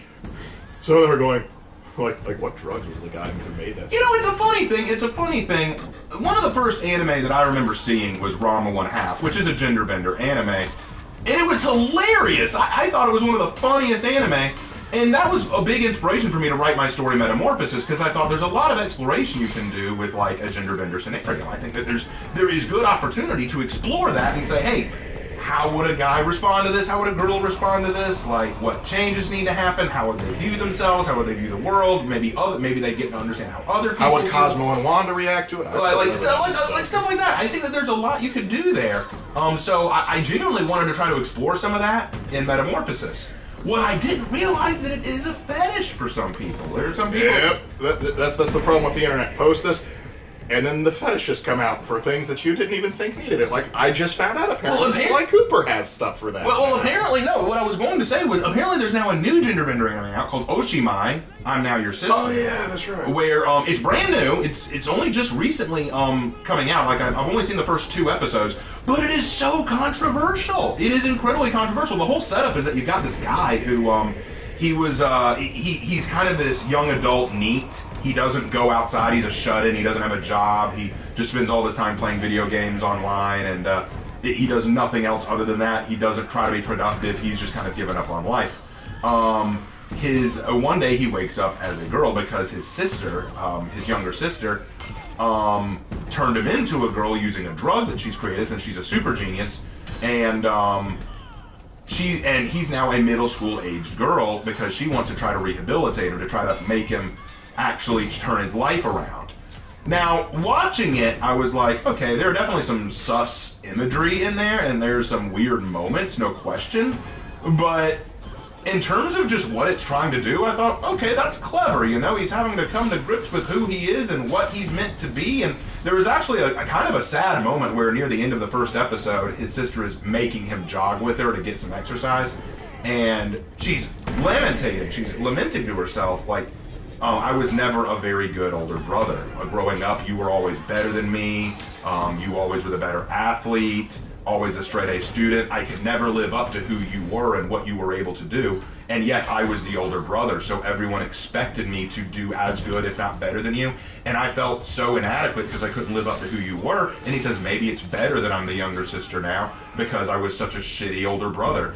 And you know what, as an older brother who sometimes does feel inadequate, no offense, there are times where that would be offensive to me. There are times where I do kind of go, yeah, I get that sentiment. I get that sentiment sometimes. And it's kind of a touching moment. It's kind of like, wow, that kind of makes you think. But then it follows that up with him having to go buy a bra, which I'm like, okay, now we've gone back to the goofy. It's tone, baby, tone. So we need to establish tone and stick with it just for a little while, please. You got to be very talented if you can juggle tone like that. But yeah, let's see what other stuff we got. A lot of stuff jumped in the chat. Hey, Raven and Lark, your favorite Nordic tale? Ooh, Nordic tale this time. Ow! I was trying to pounce on him and bleed him, but that didn't work. It happens. But anyway, favorite Nordic tale. And no, we haven't seen The Northman. We need to. We do need to. I've heard very good things. Favorite Nordic tale. I like when Loki decides to pull a fast one on Thor by cutting off the hair of his wife, and Loki threatens him until he gets it back, so Loki has to go and parlay with the dwarves to make new hair for his wife. And they make gold. And they make golden hair. But there's also the story of how Sleipnir came to be. Yeah, that's a pretty good... That's a funny one. That's a great story right there. Yeah, by the way, Discord just updated to let me know that you're live. Oh, thank you, Discord. I appreciate you letting everyone know I've been live for, what, an hour now? Yeah, an hour and 10 minutes. Good job. Good job, Discord. You're really on top of it. Yeah, and for my favorite Nordic story, I guess it's the one where they had Loki sneak Thor over and pretend to be Freya. Freya, because, yeah, he had to get back his hammer, and the only way the giants would give back the hammer is if the king of the giants could marry Freya, so Thor has to pretend to be Freya. And I never understood this. Thor's supposed to be a pretty manly dude, a pretty big dude. There's no way these giants could think that he's Freya. So I'm like, did he disguise Thor as Freya, or did he turn Thor into Freya? Also, Loki can shapeshift, so dude. Yeah, Loki can shapeshift. Why didn't Loki... You took one for the team to make a horse, but you couldn't take one for the team to get... I guess the question is, could he shapeshift other people? Could he turn Thor into Freya? He could just do it himself. Well, no, I know that, but the question I'm asking is, he obviously could have done it himself, but if he had to do it to Thor just to mess with him, why not just turn him into Freya? Did he do that, or did he just disguise him? If you disguised him, you're the greatest master of disguise I've ever seen. Yeah. Crazy stuff. But let's see. Favorite Celtic fairy tale? Cuchulainn. Cuchulainn. Let's see. Loved your Lamentations on Eden's Gate was my favorite. Thank you, LaBoge. Let's see. Hey, Raven and Lark. Can you show your D&D characters and story on the channel? We'll do that eventually. Yeah, we'll do that. We are planning to do some D&D related stuff on the channel eventually. But right now, we've got to kind of focus on For Honor a little bit because next week the new hero is announced. And we kind of got to be ready for that because I know that's going to be a can of worms. I suppose I can go ahead and just start drafting up a script for one at least. Yeah, might as well. What else is going on in chat? Okay. Here's an interesting one. Hey Raven, I'm trying to write a war between lizard folk and humanity. The problem is I want to show the races as flawed, but I'm scared of making out humanity as evil, which seems just played out. I understand that concern. And I think the deal is you just got to show like both sides being, for lack of a better word, human. And I don't mean human as in racially. I mean human as in their character development. If you show both sides with obvious flaws, it will be harder to look at one and say, well, you're the objective good or bad guys. One of the things about Warhammer 40k is we side more often with the Imperium of Man because we hear more of their stories, but all factions to some degree are effed up. All factions to some degree have major problems or flaws that they have to contend with. And because of that, that makes us recognize that there is no real good or bad guy, except for maybe Chaos, to contend with. So what you want to do is, as you write the war versus the men and lizard men, make it so that both sides have flaws but have good qualities to them. And in doing so, you will make it harder for people to look at one side and say, oh, you're the obvious bad guy. Mm-hmm. Yep. Another example would be followed would be Princess Mononoke. Princess Mononoke. I'm not going to say it's a perfect one, but that is definitely it's a step above most other, particularly environmental stuff, because at least it does show the other side with something more of a sympathetic light. What exactly is the next live response about? We'll go into more detail tomorrow, obviously during the live stream, but it's about the Templin Institute, which is basically a channel that discusses lore from various universes, and they used to do a pretty good job, and I didn't know that they were going a little crazy, but apparently the main guy at the Templin Institute he got on a Twitter battle about whether or not there could be female space marines, and he apparently got pretty hostile. I mean, there were people being hostile to him too, to be fair. But, and so he created this video that was basically saying how there could be female space marines, and that wasn't what we had a problem with. The fact is, he just wanted to throw, like he said, like, well, if canon says this, I don't care what the canon says. I'm going to go with what I think's cool. And the problem is he's a lore YouTuber, and also, to top it off, if it had just been that, we probably wouldn't care, but then he insulted pretty much anybody who would disagree with him. And we'll go into more detail on that tomorrow. Yeah, what he said. Yeah. sorry, letting you wrap up. Okay, I was opening my mouth like, and then you just went, I was like, oh. Okay. No, you're good, you were free to answer that too. I was just like, what he said? Yeah. all quiet on the phone. Yeah, okay, so I don't think one video entirely discredits them because everything else he's done. Like, that's the thing. This is the first time we've seen him do something bad, but, like, this is a very bad take. Here's the problem with his take. Let me tell you my problem with his take. This is not like Extra Credits' Nazi or Orc video. In the Extra Credits Nazi or Orc video, they were just making claims that were very stupid. And if that was, and the problem was not that you make a bad take. Anyone can make a bad take. That's not the issue. The issue is when you make a bad take and you have an opposition. You have critics who say, actually, no, we need to talk about this. I think that you are being unfair, or at the very least, you need to really think about what you've said. Then you either ignore the criticism, accept the criticism, or come back with reasonable arguments.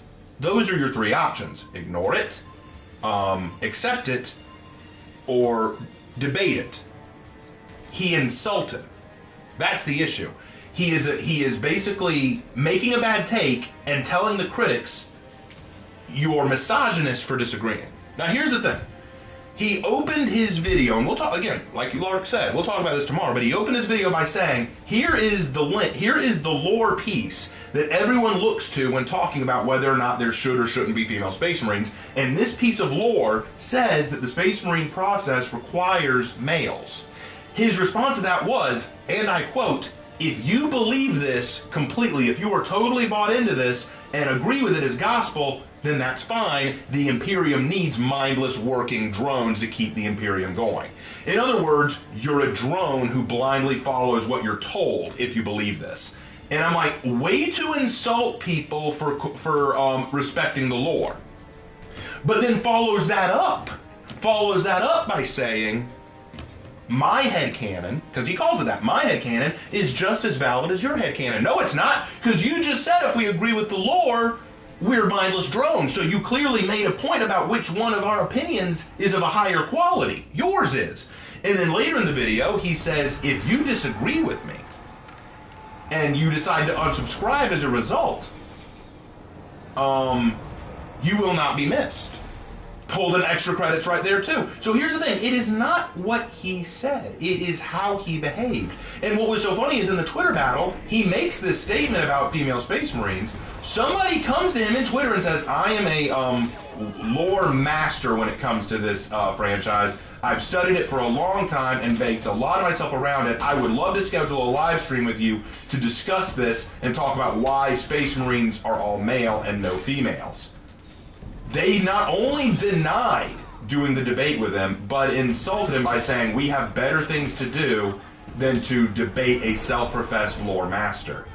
And I'm like, and people pointed out, if you're so, like, don't act high and mighty while also refusing to debate people who know more about the lore. The reason I didn't initially want to respond to this video when I heard about it was I thought that they were going to make a lot of points from the lore about why there could be female Space Marines. They were going to quote a lot of authors and a lot of Game Workshop developers and stuff like that. And I thought, I don't know enough about Warhammer to really respond to this. And then I watched the video and I realized you actually don't have any evidence. Your evidence is that well, it's fantasy, and in fantasy anything can happen. And if you disagree with me, you're bigoted. Lemon Matrix, I hope we have made it clear we actually really enjoy Warhammer 40k. We really like it. I like Warhammer 40k. Yep. I really do. And here's the thing. I don't even mind. Like, here's the thing. If he had said, hey guys, I know that this can't work in canon, but let me, just for the sake of fun, talk about how I think a female Space Marine chapter could work. I would accept that wholeheartedly because I have done that. I have created a Space Marine chapter and a Space Marine chapter that was all female and a Primarch to go with them named Naja Aldemero, one of the Lost Primarchs. I tried to work it in as well with the lore as I possibly could so that it could theoretically be true, theoretically be accurate. But I am not going onto my YouTube channel demanding, okay, this is now canon, and if you disagree with me, you're misogynistic. See, that's the difference. I recognize, yeah, I did it as fun. I just had a little bit of fun and made a female Primarch with a female Space Marine chapter. It doesn't break the lore necessarily, but it's not something that I demand to be in the lore either. I don't need it to be in the lore. Here, they're saying there could very well be Space Marines. Actually, what I thought was so funny is he tries to say maybe the reason we don't know about female Space Marines during the Great Crusade is because the ecclesiarchy tried to cover it up because they're a patriarchy or whatever. And I'm like, They had the Adeptus. I'm literally like, but the Ecclesiarchy were the ones who formed the Adeptus Sororitas. They were the first one. They were the ones to establish the all-female warrior group. If they were patriarchal and bigoted, why would they establish the all-female warrior group? Yep. So and their reasoning for having an all-female warrior group is even weaker than having an all-male Astartes, because at least the Astartes say, like, biologically it can't happen because the gene seed wouldn't work. He even the guy in the video even acknowledges that there is more evidence against female space marines than there is that he has presented. He acknowledges there's absolutely no evidence that he could use, but he argues that doesn't matter because in Warhammer 40k you can't be sure of anything. You can't be sure of anything. Like, how do we know that the Ultramarines aren't all female? How do we know that the Black Templars aren't all female? And I'm like, by your logic, the Emperor is actually an Empress. By your logic, I could argue that the Emperor was always a woman, and the Ecclesiarchy is trying to cover it up. And if anyone tries to argue against that, well, they're just misogynist. Forget all the evidence to the contrary that we have. You're just wrong. See that? And again, we're going too far into this right now. We need to save more. We'll save it for. We're going to say, but you can basically expect that from tomorrow's stream.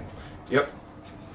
Yeah, there are multiple people that collaborate on the Templin Institute, which is why Bob is like, you don't have to invite some random guy outside. Like, I'm sure you could, because they've had debates in house before. But a few questions on the table. Is it possible for the Imperium and the Eldar to put their differences aside and make peace with each other? They have. Well, not completely. Not in perpetuity, but not in perpetuity. But keep in mind, it was an Eldar, Yvraine, I believe her name was called, who brought Gilliman back to life. So it is possible, and they have they have been working together more frequently. So it is possible in theory. It is possible for them to work together, but a lot of Eldar are too proud to do it. Indeed. But Yvraine, she was just kind of like, I don't give a frick what y'all think is. We need the help. Yeah, she was like, we need the help, and if we can revive a Primarch, that would help turn the tide. Yep, and also now Gilliman has a girlfriend. Yeah, that's what. And now the Temple Institute might say, well, technically, no, that's not what it's. It's my headcanon, and it's equal to your headcanon. What I love is all of their videos now. They are, you know what it is? I'm going to say this tomorrow too, but I'll just say it now real quick, and then we're done with this topic. They are a lore channel that said the lore does not matter because according to the lore, nothing is for sure lore-wise. Mm-hmm. Keep that in mind. We are a lore channel who just said according to the lore doesn't matter. Yeah, let's see how well that works out. Self-defeating argument is self-defeating. Hey, Raven and Lark, have you seen the movie Teen Titans Trouble in Tokyo? Yes, that was a good movie. I really like that movie. That was a fun movie. I really liked that. Back when Cartoon Network was good. Cartoon Network was good. I liked that one. That was very good. And Starfire and Robin finally got it on. That's what it's all about right there. Yeah, sorry, Ashwell's King. We know we're going over your head on that topic. Raven, Lark, opinions on Alice in Wonderland, both the original and live version. But for the live version, first one, what lessons are they supposed to teach and know the general idea, but not to completely? Oh, great question. Alice in Wonderland by Lewis Carroll, the book, like the original. There are lots of arguments as to what it could be about and what it's trying to say, but I've formulated my own position. I believe that Alice in Wonderland is at its core meant to represent a child's understanding of the adult world. And that while there is some semblance of recognition within it, a lot of things about it don't make sense. The whole idea behind the world of adults is that why nothing ever seems to make sense. Things just don't add up. They talk in riddles all the time. They talk in contradictions. They'll always act sporadically in ways you don't expect. A lot of the characters that Alice interacts with seem to embody different adult tropes and behaviors that she doesn't quite understand. So I've always argued that Alice in Wonderland is basically the story of how a girl interprets adults and the adult world. That's the way I've looked at it. And you can have your own opinion about that one way or another. Mm-hmm. The original animated Disney movie portrayed this very well. Very much, Wonderland presents itself as a cartoony, but still kind of overwhelming presence. Alice is always surrounded at all times by something, either by the ocean, by hedges, by forests, by flowers. She always is surrounded, so it's always very clear that where she is not safe. What she's surrounded by is not safe for her, and that's frightening. But the new Lewis Carroll movie, not the newer movie, the live-action one with Tim Burton, was terrible. I did not like it. It made Alice sort of a chosen one prophecy character. It was falling more through the looking glass than it was through the original Alice in Wonderland. The characters didn't really act that zany. They all acted with a purpose or motive in mind to defeat the Red Queen. But the thing was, the Red Queen was never objectively looked at as evil by other characters. She was just as crazy as everyone else. Everyone was crazy. There was nothing wrong with her. She's crazy. Everyone's crazy. We're all crazy. So saying, oh, we don't like her oppressive rule. I'm sorry, but isn't that fine? The Red Queen is supposed to be crazy like everyone else. Like, what's wrong with that? So I didn't understand why everyone was against her for some reason. And the characters keep trying to talk about logical behavior too, like how they should be acting, like forming a rebellion against the evil, oppressive Red Queen, and I'm like, why are they doing this? They shouldn't care about wars or freedoms or positions.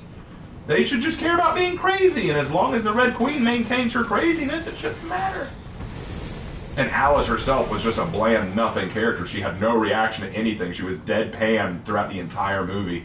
Just never seemed to respond to anything with anything outside of a, okay, whatever. So, yeah, Alice in Wonderland, the Tim Burton movie, not good. I didn't like it. I never watched it thinking, oh, this is how a little girl interprets the adult world. I looked at this as, oh, she's a chosen one prophet.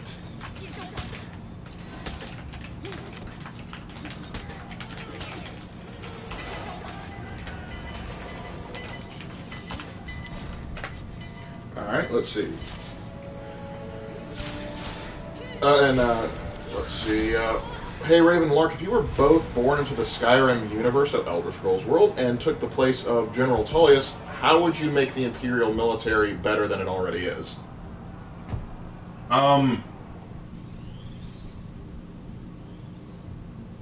That's more your question, Lark, I'll be honest. You know more about that stuff than I do.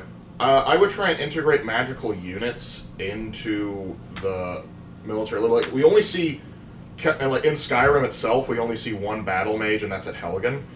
And the thing is, considering that we know in lore there's more battle mages in the Imperial military, I would make them far more present. I would put a higher emphasis on trying to get them to do it. Not to mention, I would get rid of most of the light armor nonsense, like the leather stuff. Studded armor's fine, but like with chainmail. But the high propensity of leather armor really ticked me off, considering like the Stormcloaks describe them as the Legionnaires as shining. I would say live up to that standard there. Plus, I would say don't be afraid to use your siege engines more, particularly when you're taking all those forts. But Tullius does all right, considering what we know in lore. Tullius is fine. Yeah. I don't have anything against One thing I might do is I might hire like some of the court mages, particularly like the one in Solitude. See if you can enchant more weapons, even just for your frontline troops. Just a little bit helps. If you can just get a couple of common soul gems filled up and just start enchanting some basic stuff, just give your guys a little bit more of an edge. Who to go?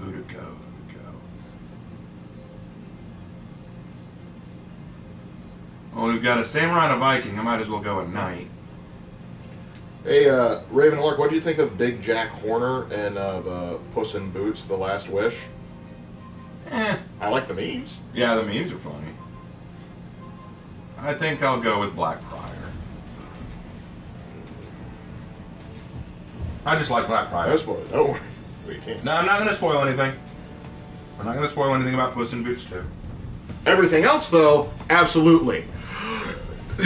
He's actually dead the entire... Rosebud's the slut! It's people! Darth Vader was Luke's Are there any good novels with Christian authors? J.R.R. Tolkien. J.R.R. Tolkien, Lord of the Rings. Lord of the Rings is written by a Christian author. Yeah, take that! C.S. Lewis? C.S. Lewis wrote the Narnia series. That's a Christian author. What about that Lord Sterling book he wrote? Lord Sterling is written by, what was his name? Lord Sterling is a Christian book. It's not a fantastic novel, but it was good. I enjoyed it. Let's see, who else?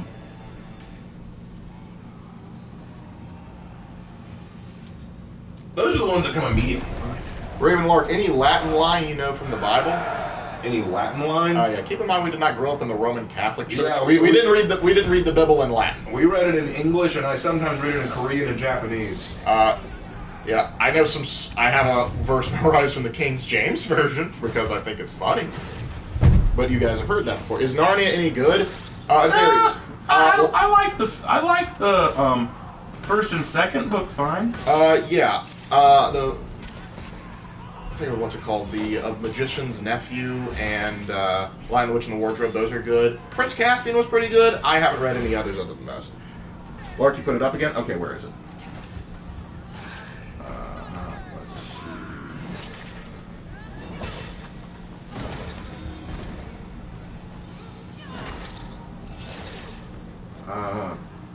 What's going on?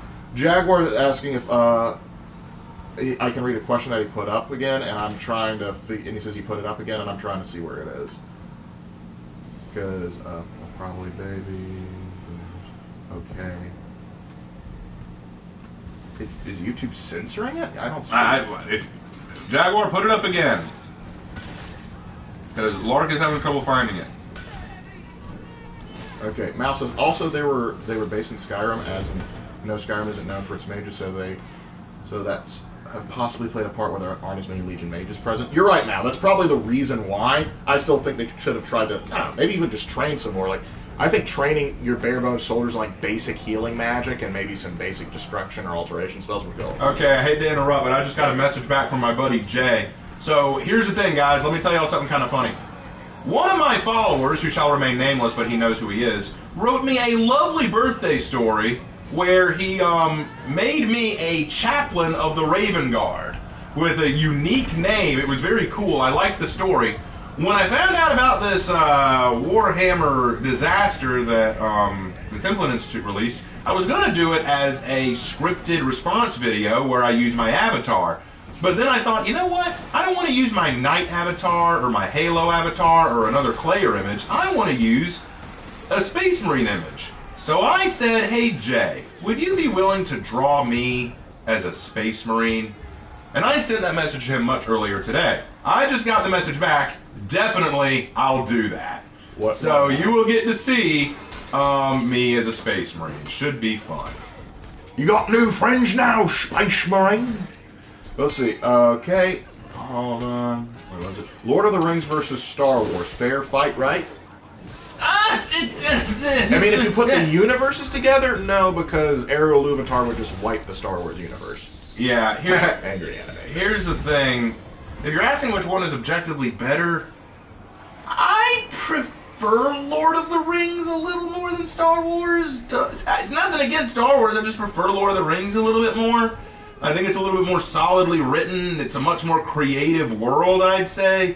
Look at it like this. If you let's do this. Let's do it this way. Just take the first 3 Lord of the Rings movies and take the first 3 Star Wars movies. The first 3 Star Wars movies, as good as they are not the entire established Star Wars universe.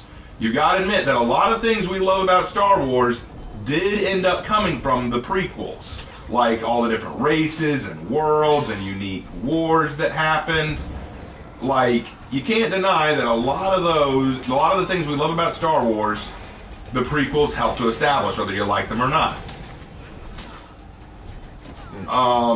With Lord of the Rings, you didn't need The Hobbit to come along to build more up about Lord of the Rings. It was already really good from the get-go.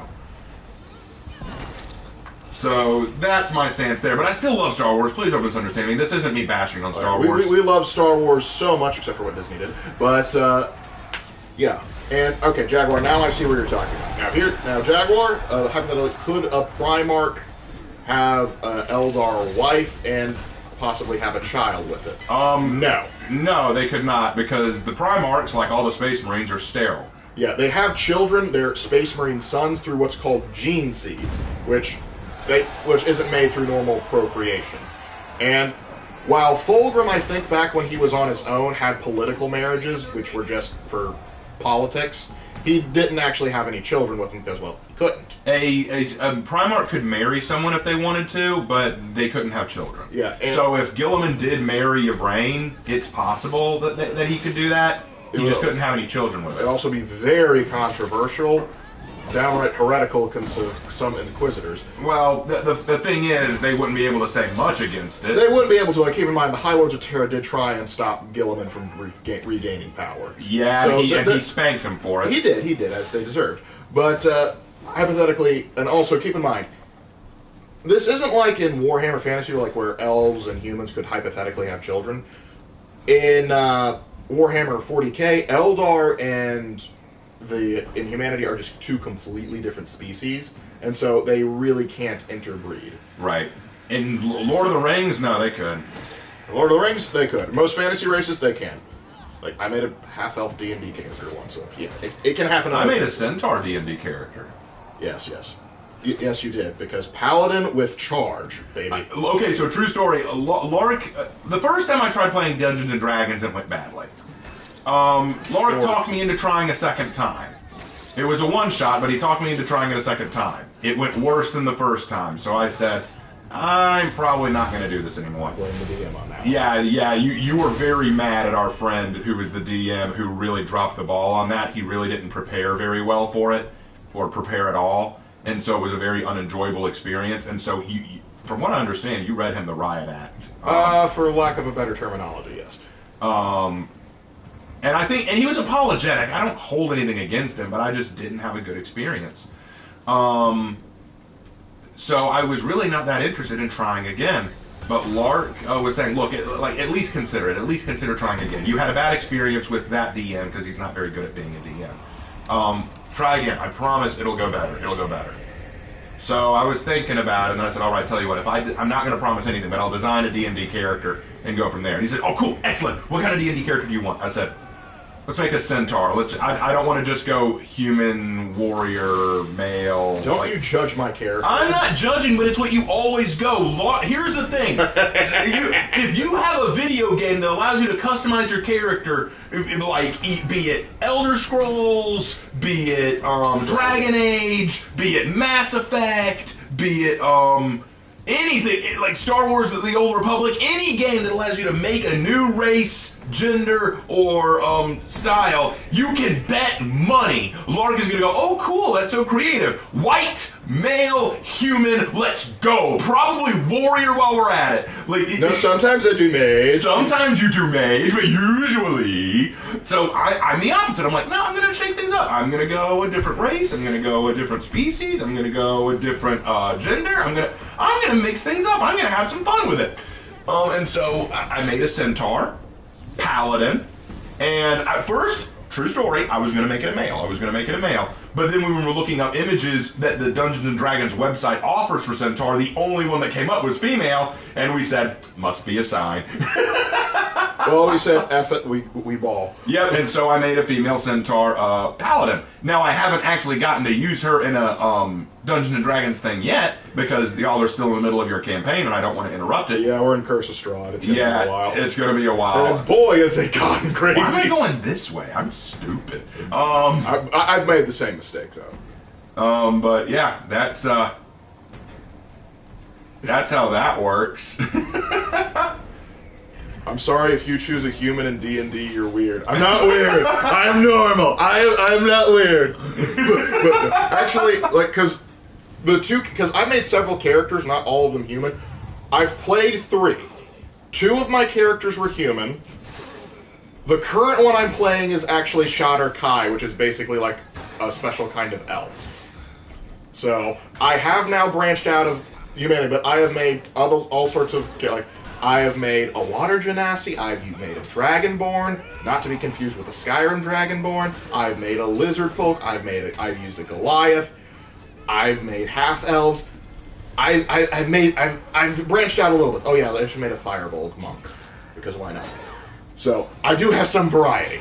Yeah, but as a general rule... As a general rule, I like what I like, and you can't stop me. No, I'm not saying... It's just funny to me that you have these games where you can make these unique species and races. No, you don't understand. Those species are not for me to play. The only time I've ever seen you play a girl for anything was in Dragon Age Inquisition, just so you could see the cute scenes where the girl is flirting with Cullen.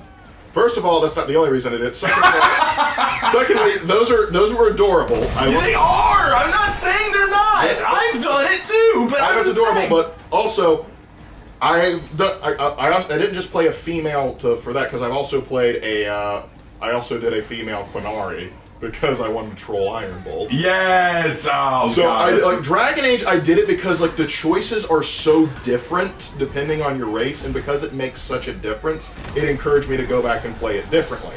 Yeah, I'll be honest, and stuff like the old Knights of the Old Republic, it really doesn't matter. There is a certain degree, that's why, ironically, the one time I don't play human is when I play Chiss as a Imperial agent, because there's actually different dialogue for it. Because they treat you a little bit differently if you're not human. Although if I play Twi'lek, you always treat me like your slave.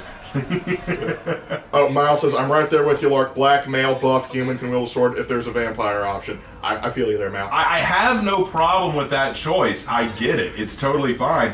I just like to to shake things up. That's the nature of role play. Yeah, there's another thing, but also I've started to do cement in, because I remember the developers of Baldur's Gate actually got on their fan base look, we gave you all these options and you just choose to play a white male, and I'm just like, well, excuse you. This is my role-playing game. I'm gonna role-play it how I want. Well, here's what was funny. When I started playing Mass Effect, Laura told me you can choose to play, you can only be a human, but you can play as a boy or a girl. And he thought you're going to choose girl just to shake things up. I hadn't decided yet. But then Laura told me about this argument that had come out recently about how people were saying, if you choose to play a male shepherd, you're playing the game wrong. You're doing it wrong. It's supposed to be female. And I took that and I'm like, challenge accepted. And I said, no, now I'm doing it as a guy just cuz. And then I found out that as playing as a guy, you can hook up with Talia. And I'm like, oh wait, was that her name? I'm saying her name wrong. Okay. Hey Raven and Lark, if you pick a cat or lizard race in Skyrim, does that make you a furry? No. Not inherently. However... Although I will ask you some questions and the Inquisition has been called. I mean, Argonian, I think there's less stigma for, also because, breathing underwater without having to cast a spell or a potion is just really handy. Also, you look like... Yeah, I have an Argonian. Did y'all not see my most recent... Gajiel Greenscale. Gajiel Greenscale. He's my male Argonian. Yep, and it's just also with playing as a Khajiit, knowing how their biology works, I wouldn't pick them quite as much. But I do like the mod Indigo. I love Indigo as a follower, so I don't have anything against them. Lark, can you make a Skaven in D&D? You'd have to homebrew it. There's no, I don't think there's a specific race for rat people. I mean, unless you made like a kobold, maybe? Kobolds are small dragon people. Oh. You're thinking of Tabaxi. Oh, Tabaxi, yeah, that's right. Those are cat people. Alright, how much time we got? We got time for one more. We can go one more. One more time now! Shiver my timber, shiver my soul. Anyway. Let's see. James Jordan says, I usually have humans only or one or two races in the campaign because I like having reasons to the fantasy race. Tolkien had a reason to start the trend. Now most people just do it because he did. There's truth to that. A lot of people do just copy and paste Tolkien. Yeah, they do. The Lord of the Rings has kind of become the Bible of fantasy. Everyone else just does what he did. Oh, interesting. Now that you mentioned Mass Effect, did you guys choose to sacrifice Ash or Caden? I choose to sacrifice Ash. I did Ash too. He wanted it, man! No, you sacrificed Caden. Oh, who did I do? We both sacrificed Caden. Oh. Yeah. Keep in mind, I played it without knowing how she would behave in Mass Effect 2, so I... well, I didn't like her that much anyway. Well, the thing is... she was always kind of a bitch. She was... I didn't have as much of a problem with her until, I felt really stabbed in the back when she kind of, walked out on me in Mass Effect 2. I was like, whoa. Well, she was friendly, she was nice. There were things about her I liked, but then in Mass Effect 2, you show up and she just acts like a bitch, and I'm like, hey, what? Mal, that is a perfectly respectable choice. I will not take that from you. I feel so left out of some of these conversations. Yeah, I hate that I can't read chat on my screen. It is a shame. Okay, let me tell you what it said. Mal says, Miranda is best girl in Mass Effect. Fight me, Lara and Tali fans. Tali is best girl, and I will fight you on that. I will 100% fight you on that. Tali is best girl. Tali is best girl, hands down. Don't even touch. I think we can all agree. Rex best guy. Shepard. Yeah, Rex is awesome, no question. Oh, who to go? I haven't gone to Samurai all night, I don't think. So Lark, what do you mean by Khajiit biology, and where the hell do you look it up? I got it from Shoddycast, but thing is, like, their biology, like how they are born, like they're not, like the most Khajiit you see are typically just the anthropomorphic cat people. Right. But that's not all of them. There are ones that are like kind of like big saber cats, some that look like regular house cats, some that look more like humans, but just with a few feline features. And how that, and it's not determined by your parents, it's determined by the phases of the two moons, like Maser and Mundus. It's crazy. So it could be weird, like, you could be a giant saber cat, but your dad's a little tabby cat. And that seems weird to me. And you know what? That sure seems strange to me. You're right. Like a one-horn fly... I can't say it correctly. Punch cat. Anyway, you know, we're on our last round, and no, I haven't really been on a real rant yet. No, we kind of did with the whole thing. We kind of got a prep for We're saving that for tomorrow. Yeah. Come on, that doesn't count. Ravenlark, what do you think is the weirdest religion? For me, I think Scientology. Yeah, Scientology's pretty Scientology is just out there. It's so strange. It's almost like a man just said, I want a religion, but I don't know how to... I don't want to pick one of the secular ones or one of the normal ones. Let's just make one up. L. Ron Hubbard is a very weird guy. Rant on Hard Guardian Spice. Hard Guardian. It's a Hard Guardian. Figgly. High Guardian Spice. Let's see. Oh, hold on. Ravenlark, can aliens exist in D&D? I guess theoretically.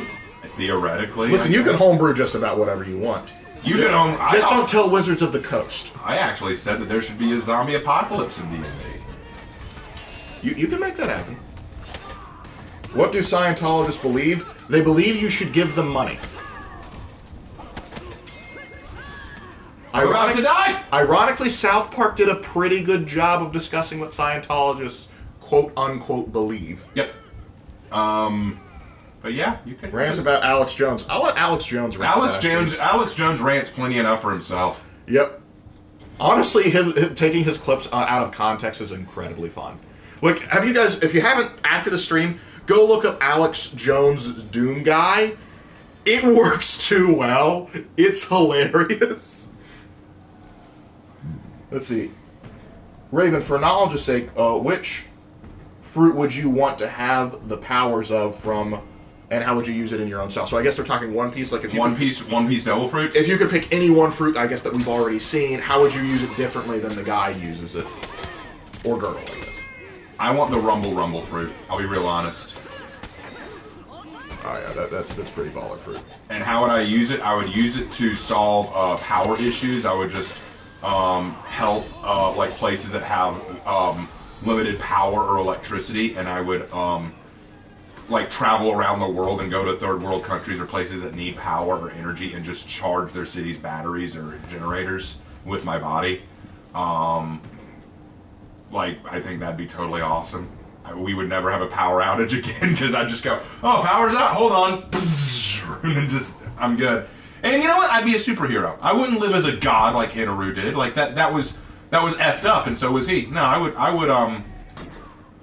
would be a hero. I would save people. I would help people as a living lightning warrior. I'm going to be honest with you. What you would do first, you would save people. I'm not going to deny that from you. But you would use it just to freak people out by zapping behind them, going, "Hey man, what's going on?" Just freak anyone out, like, and also because keep in mind, like, Inaru's powers allows him to like hear what people are saying because he can like sense the electrons moving.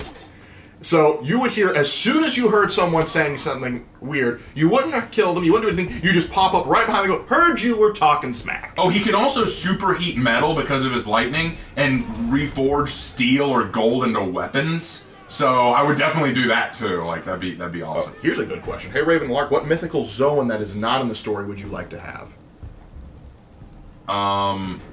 Mythical Zoan model. That's a good one. Hold on. Let me think. Think, dang it, think!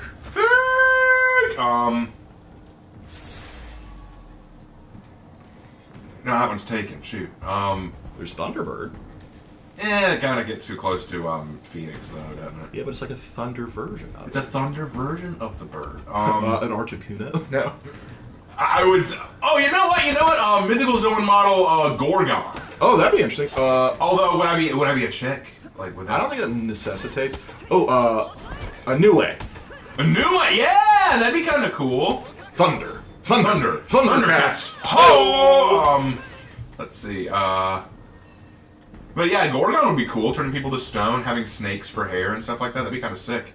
Yeah. It'd be totally metal. Only downside is if I become a woman for it. Like, it's like, all right. Well, if you could control it, there's some perks to that. Yeah, if you could control it, there's some perks. There is some. Although technically, Boa Hancock already has them. Yeah, that's the problem. That is the problem. I kind of ruined it. Ruined it. Ruined it. Back to Niue and Thunderbirds.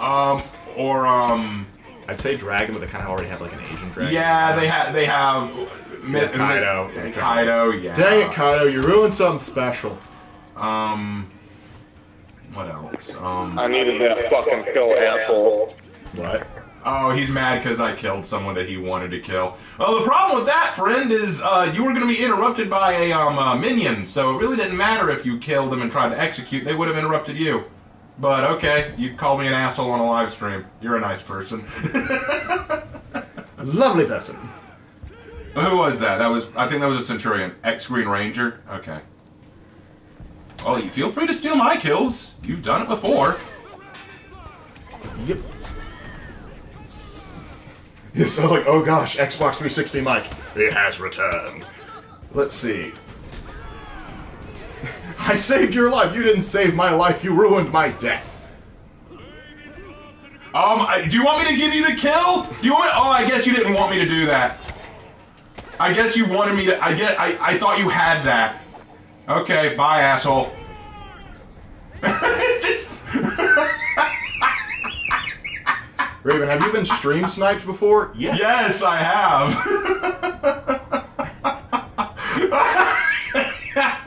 I love it. I needed that kill, asshole. Well, you're a friendly person. He's in a bad situation. I could help him, but he needs the kill. Devil fruit of hecatoncheires? That'd be wild. Or angels. Ooh, an angel, like mythical model angel. Oh, I would have used that. I would have used that. Like, you will know the holy smite. Dude, fuck yourself. Ooh, you are friendly. Well, aren't you just having a wonderful day? I wish you well, sir. A light span. Oh, no, no, no. Ah, shoot, yes.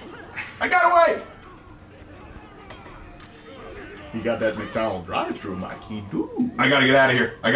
You gonna kill me. It's over, Scoob. They got us. They got us, man. I gotta get the help. Which one is he? He's, I think he's a Centurion. XX Green Ranger 9XX. Okay. The only way that I think that, I don't know for sure. This goes without saying, guys, but do not mess with him. No, please don't mess with him, guys. Don't be that kind of person. Don't be that kind of person. Yep. Oh gosh. I just think it's him because when he said I needed that kill, that was right when I took a kill that he had set me up for. Yeah. Let's see. Can we just talk about how many people Caiaphas Cain has gotten with? Caiaphas Cain is just he is my favorite. He's probably my favorite character from 40K. I love that dude. So is he a ranger or a green beret? Don't know. Not sure. I don't know. If he is, good for him. Go ahead and have him. You got him. Yeah, you got the kill. Good job. We believe in you, buddy. I knew you could do it. I knew you could do it. I believed in you. Believe in you that believes in me that believes in the One Piece. Yeah! I'm gonna make him do the dance. Hey, Raven and Lark, have you ever watched Raven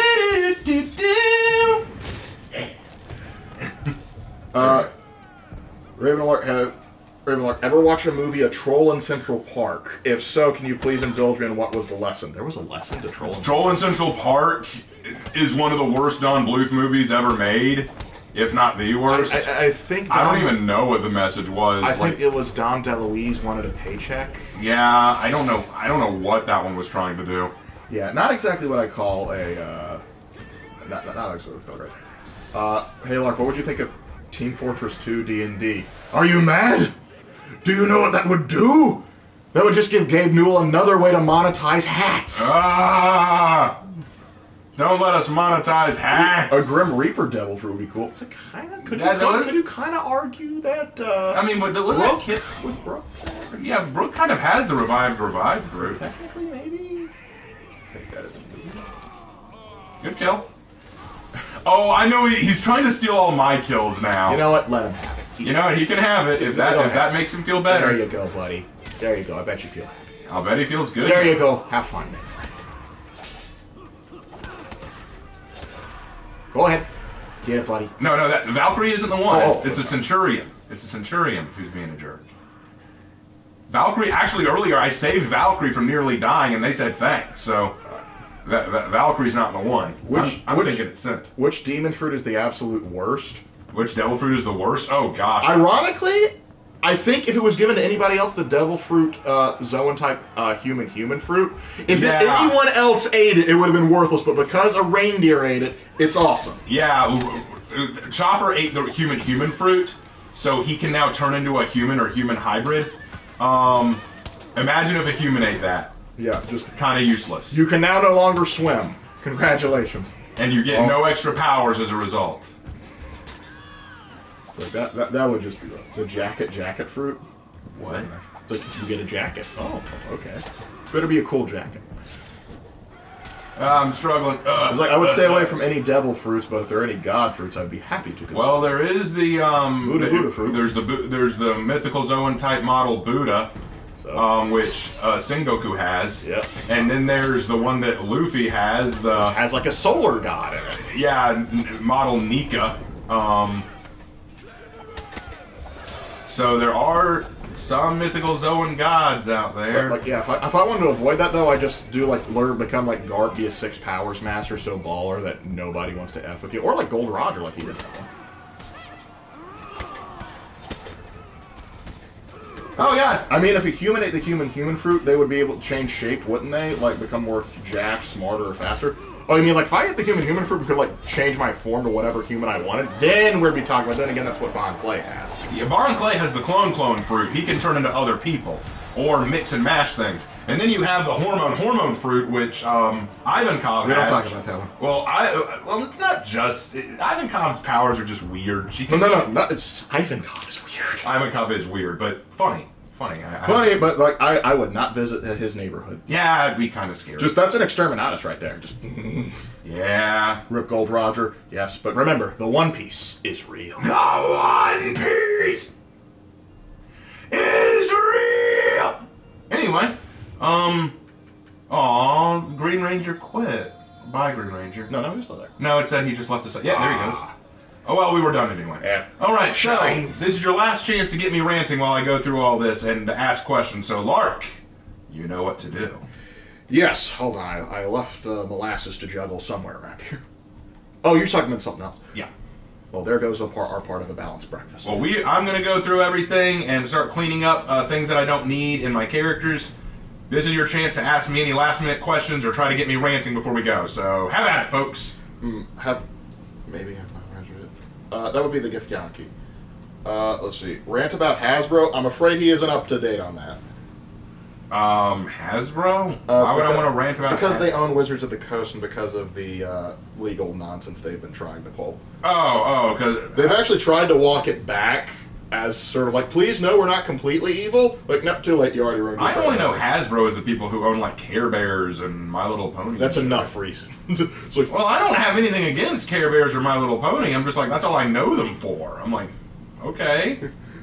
It's like, he rants about Hasbro. What, you want me to rant about My Little Pony? The Care Bears are the ones that are pulling Wizard of the Coast strings, and you're all sheep if you don't understand this. Just go full tinfoil. They're trying to turn the ponies gay. The Care Bears are using their magic to try and corrupt the ponies, and then they're trying to ruin D&D. It's all a conspiracy, man. Because you think the CIA, and you think the Democrats, you think the Republicans are trying to control everything? No, it's Care Bears! It's all what's the name of that kingdom? What's the name of their kingdom? Celestia? No, that's the name of the goddess. What's the name of the...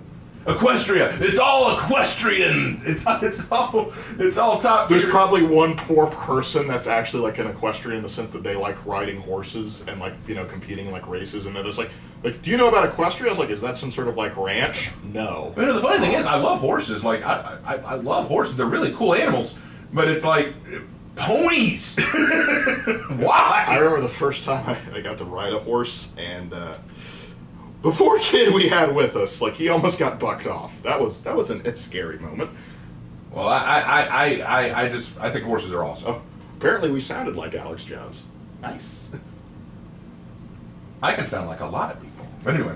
Raven, rant why you think the media became more political. I think that's a thing that's been going on for a while. I do that a lot. I don't know if people really want to see me do that. Oh, here's a first one. Which is worse, High Guardian Spice or Velma? Ooh, that's hard. That's a spicy question. Okay. I'm gonna say what I think. Okay, I'll say it. I think High Guardian Spice is better. No, I actually agree with you. I think High Guardian Spice is better because here's the thing: High Guardian Spice is bad. Don't get me wrong; like, it is very bad. It is an insult to anime. Okay, it's a quote to Tonkatsu Sinclair. It's waifu blackface. Yeah, essentially, it's not good. I can't stand it. It's a bad show. But it's not insulting anything I'm familiar with. It's not insulting my childhood. Okay, and the humor in it, while bad, and while trying to push obvious political pandering. At the very least, I can look at it and say, I see what it was trying to do. It just failed spectacularly. With Velma is just mean-spirited in everything it does. It is besmirching and slandering characters that I knew and grew up with and turning them into things that I can't stand. And it is just so mean-spirited to everyone and everything. Look, say what you want about High Guardian Spice. It didn't straight up tell me that straight people or white people or rich people are bad. It just said, hey, look at these girls doing standard anime crap while having some gay and unnecessary stuff in it. Like, it didn't really bother me all that much. I mean, it annoyed me. It was terrible storytelling, but at the same time, it was just kind of like, it is what it is. I don't care. This, Velma, way worse. All right, there you go. I got that one out. I completely agree. That's just it's the nail on the head. There you go. Yes, please exterminate us the show. Let's see. Yeah, Yeshua's King said Lark said legit sounds like Joe Rogan, and I had to tell him like I don't advertise DMT enough. Ha! You guys ever try DMT? Do you guys ever try DMT? Have you ever wanted to just get high in front of everyone? So I can tell he's not interested in the person he's talking to. You ever tried DMT? Have you ever tried like blow? Like ever give drugs to dolphins and see what would happen? It's like no, Joe, that's not what the sane rational human mind says. Joe, I thought you invited me here to. Now I sound like Jordan Peterson. Joe, I thought you invited me here to talk about my book and the human spirit, man. But have you ever given lobsters drugs? Yes! Yes! It was the foundation of my research. It's not only necessary, it's essential. The lobsters need antidepressants. And now we've crossed the line of real stupidity. Let's move on. Indeed. Ravenlark, who's your favorite hockey user in One Piece? Shanks. Yeah, Shanks. Definitely. Shanks is just definitely my boy Shanks. Such a baller. We don't need to rant about Matt Ward. We've done enough of that. No, I don't need to talk about Matt Ward. Matt Ward is not worth it. The Ultra Smurf thing has got old anyway. Yeah, it's an old joke. You're not wrong, Dr. Calibrations. Yeah, we have a writing channel on our Discord, right? Yeah, you can ask me about writing or talk about writing there. Yeah. You ever talk about your own writings? Yeah. Yeah, you can do Give that. us a Xenomorph rant. I don't have anything to say bad about Xenomorph. Like, do you want us to like go on a rant about just like the dang aliens, stinking moray jaws there? Let me tell you. No, like I don't have any problems with Xenomorphs. They're fine. I have no issues with them. What's the worst written character in One Piece? That one box guy that's like stuck in a treasure chest and can't get out. I hate that guy. That's like the one episode I've skipped. Oh gosh. You know I'm right. Well, I'm talking about Among the Straw Hats because I know that's what they mean. They did not specify. They just said in One Piece. Well, yeah, then it's the box guy. It's that one box guy. He's just poorly written. So yeah, box guy. All of the Straw Hats are really well written. Rant about women in the Western world not being traditional. How to get demonetized. How to get demonetized 101. Here's how women should be. Gain Conda forever. Do we have any females watching the stream right now? Like, would you be offended if I talked about that? There's some ultra Russian Orthodox woman watching. No, go on. That'd be hilarious. That would be actually hilarious if right now we got a message. I'm actually Russian, woman, and Orthodox. I am offended by you saying that joke. No, actually, no. They'd probably be privileged. Like, we worked with a Russian Orthodox lady that told us to date outside of the U.S. You remember Kat, right? Yeah, I remember Kat. Of course I do. Ironically, being Russian, she gave us tips on how to pronounce German words. Interesting about that. Yeah. Yeah, that's right. We don't want to get demonetized. Yeah, that would be hard to talk about without getting demonetized. Raven, will you tell the fan-made Black Templar story you mentioned earlier? I mentioned a fan-made Black Templar. I think it was talking about your birthday present. Oh, it wasn't Black Templar. It was Raven Guard. One of my fans wrote a story from the Horus Heresy, where my character, like, they made me into a chaplain of the Raven Guards, who is leading a final stand against Chaos Marines, against Traitor Legions, to defend a planet, and it was really cool. It was short, but it was very well written. I enjoyed it. Yep. What do you think of Akainu in One Piece? He makes for a good villain, but he's a little bit one note. I feel like I'd like to see him explored more. I think he's a hothead. Ha! You see what I did there? I see what you did, Ivan. You see, Ivan, if you shoot a pistol like this, you shoot more accurate for fear of shooting fingers. Oh, it's your birthday on Monday? Well, happy early Sweet 16. Happy Sweet 16 birthday. Yep. Raven Knight secretly has a heavy babushka following. all the Russian grandmas love us, what can we say? I'm just so wholesome and remind them of the good old Russian winter.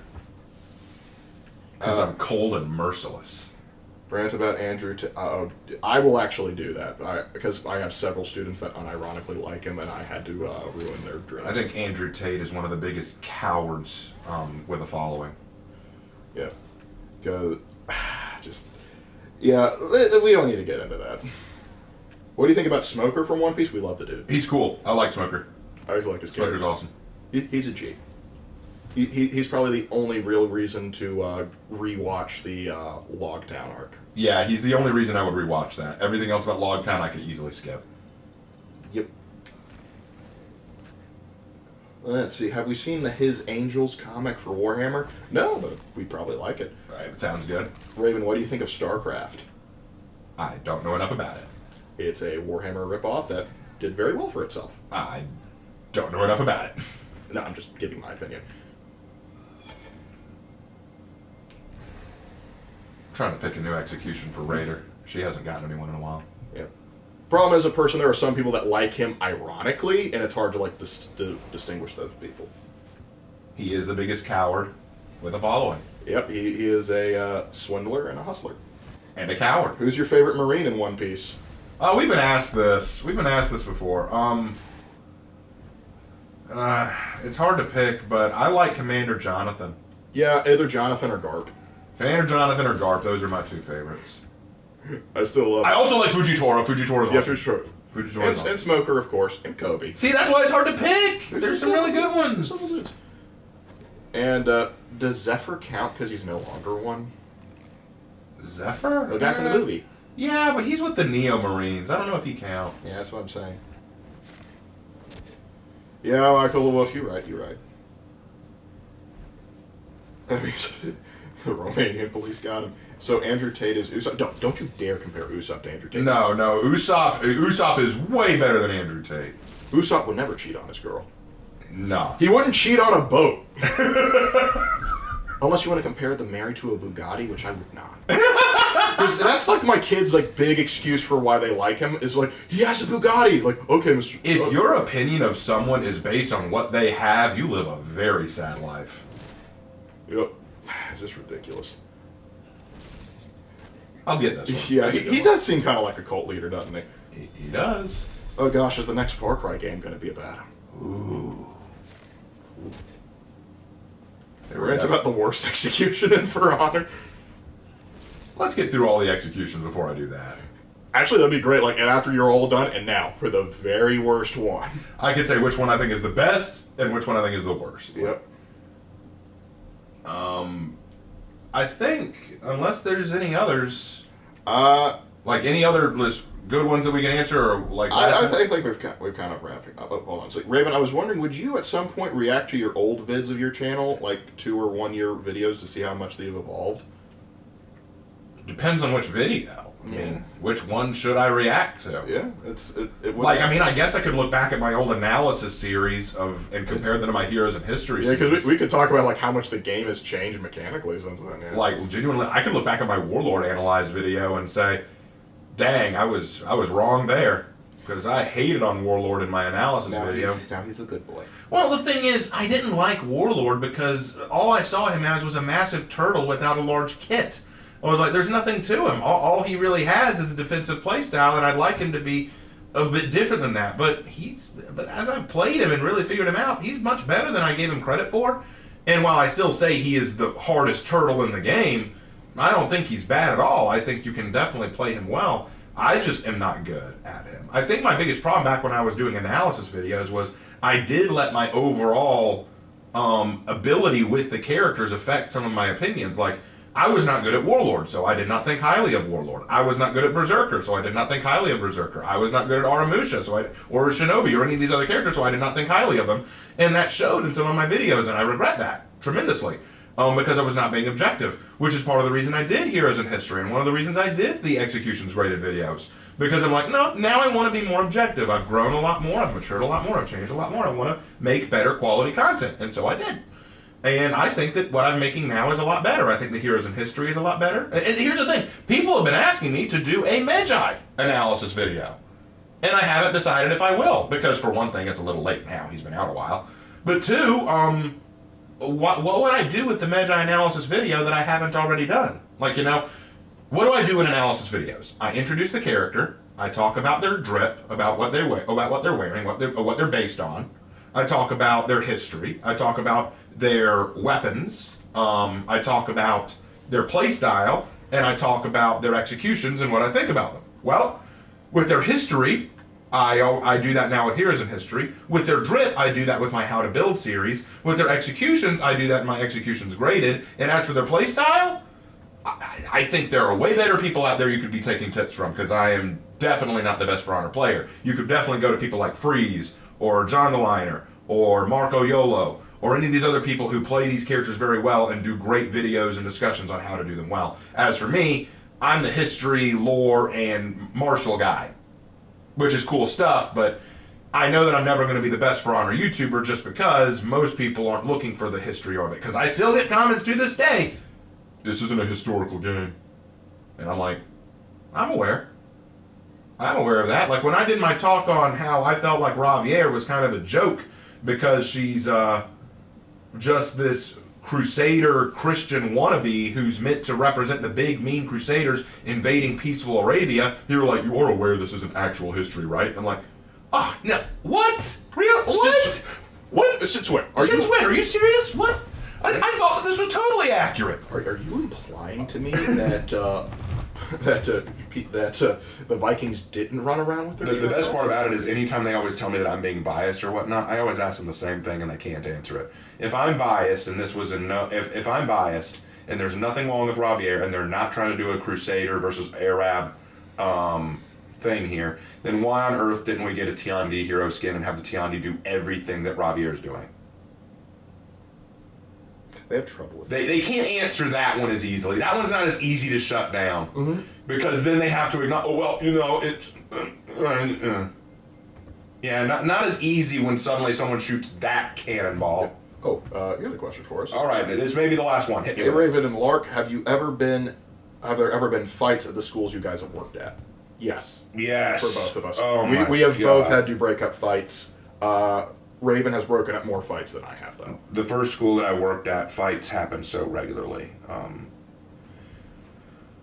There was one incident where I was in a classroom during my planning. A kid was causing a tantrum in the hallway outside my classroom. The assistant principal was trying to get him to calm down. The kid had taken a wet floor sign, smashed it so that he had made a makeshift dagger out of a piece of it, and was brandishing it. Yeah, he was brandishing it at the assistant principal. I had to fight it out of his hand. Then there was another incident where near the end of school, right before exams, one of my students, who had gotten a scholarship to Furman on football, like a football scholarship to Furman, he was doing well, he attacks and beats a kid unconscious and sends him to the hospital, and he ends up going to DJJ for what he did. Ruins his whole career, ruins his life. The reason being, well, that kid that he attacked had apparently spread a rumor that he was gay. And he had to defend his honor, I guess. And I told him later when I saw him again, because they still let him take the exam, I told him later, you threw away your life because some kid spread a rumor. You ruined your life. You threw everything out the window for what? You're never going to see that kid again. You're never going to see any of these people again. You're going places they could only dream of, and you threw it away because one kid decided to spread a rumor about you that is so inconsequential, I don't even think it's worth remembering. You know how many people claim, oh, you're gay, you're a pedo, you're a bigot, you're a racist, you're a sexist. People call me that on the daily. I couldn't give less of a damn because I know you don't know me. I laugh at them. I'm like, you think I'm a racist because of this? You don't know me at all, do you? That's hilarious. But this one kid, near the end of the school year, spreads a rumor that you're gay. Oh, well, I better beat the hell out of you then. But it's just, fights seem to happen constantly at the schools that I worked at. And because I was one of the largest male teachers in the hall, usually I was the one they said, come down and break this up. Yep, well, I've only had to actually physically separate one, because thankfully the one who gets to them first is a colleague of mine who, I won't say his name because for privacy reasons, but he almost delights in breaking them up. You know who I'm talking about. Yeah, I know who you're talking about. Yeah. And it's an interesting thing. But, yeah, I think the last question I think we probably need to stick with, and then we'll have to call it, is that I want to know which, how to create is, who's next on how to create. I haven't decided. I haven't decided who's going to be next. Maybe I'll do Team One. Maybe I'll do Team One. That'd be cool.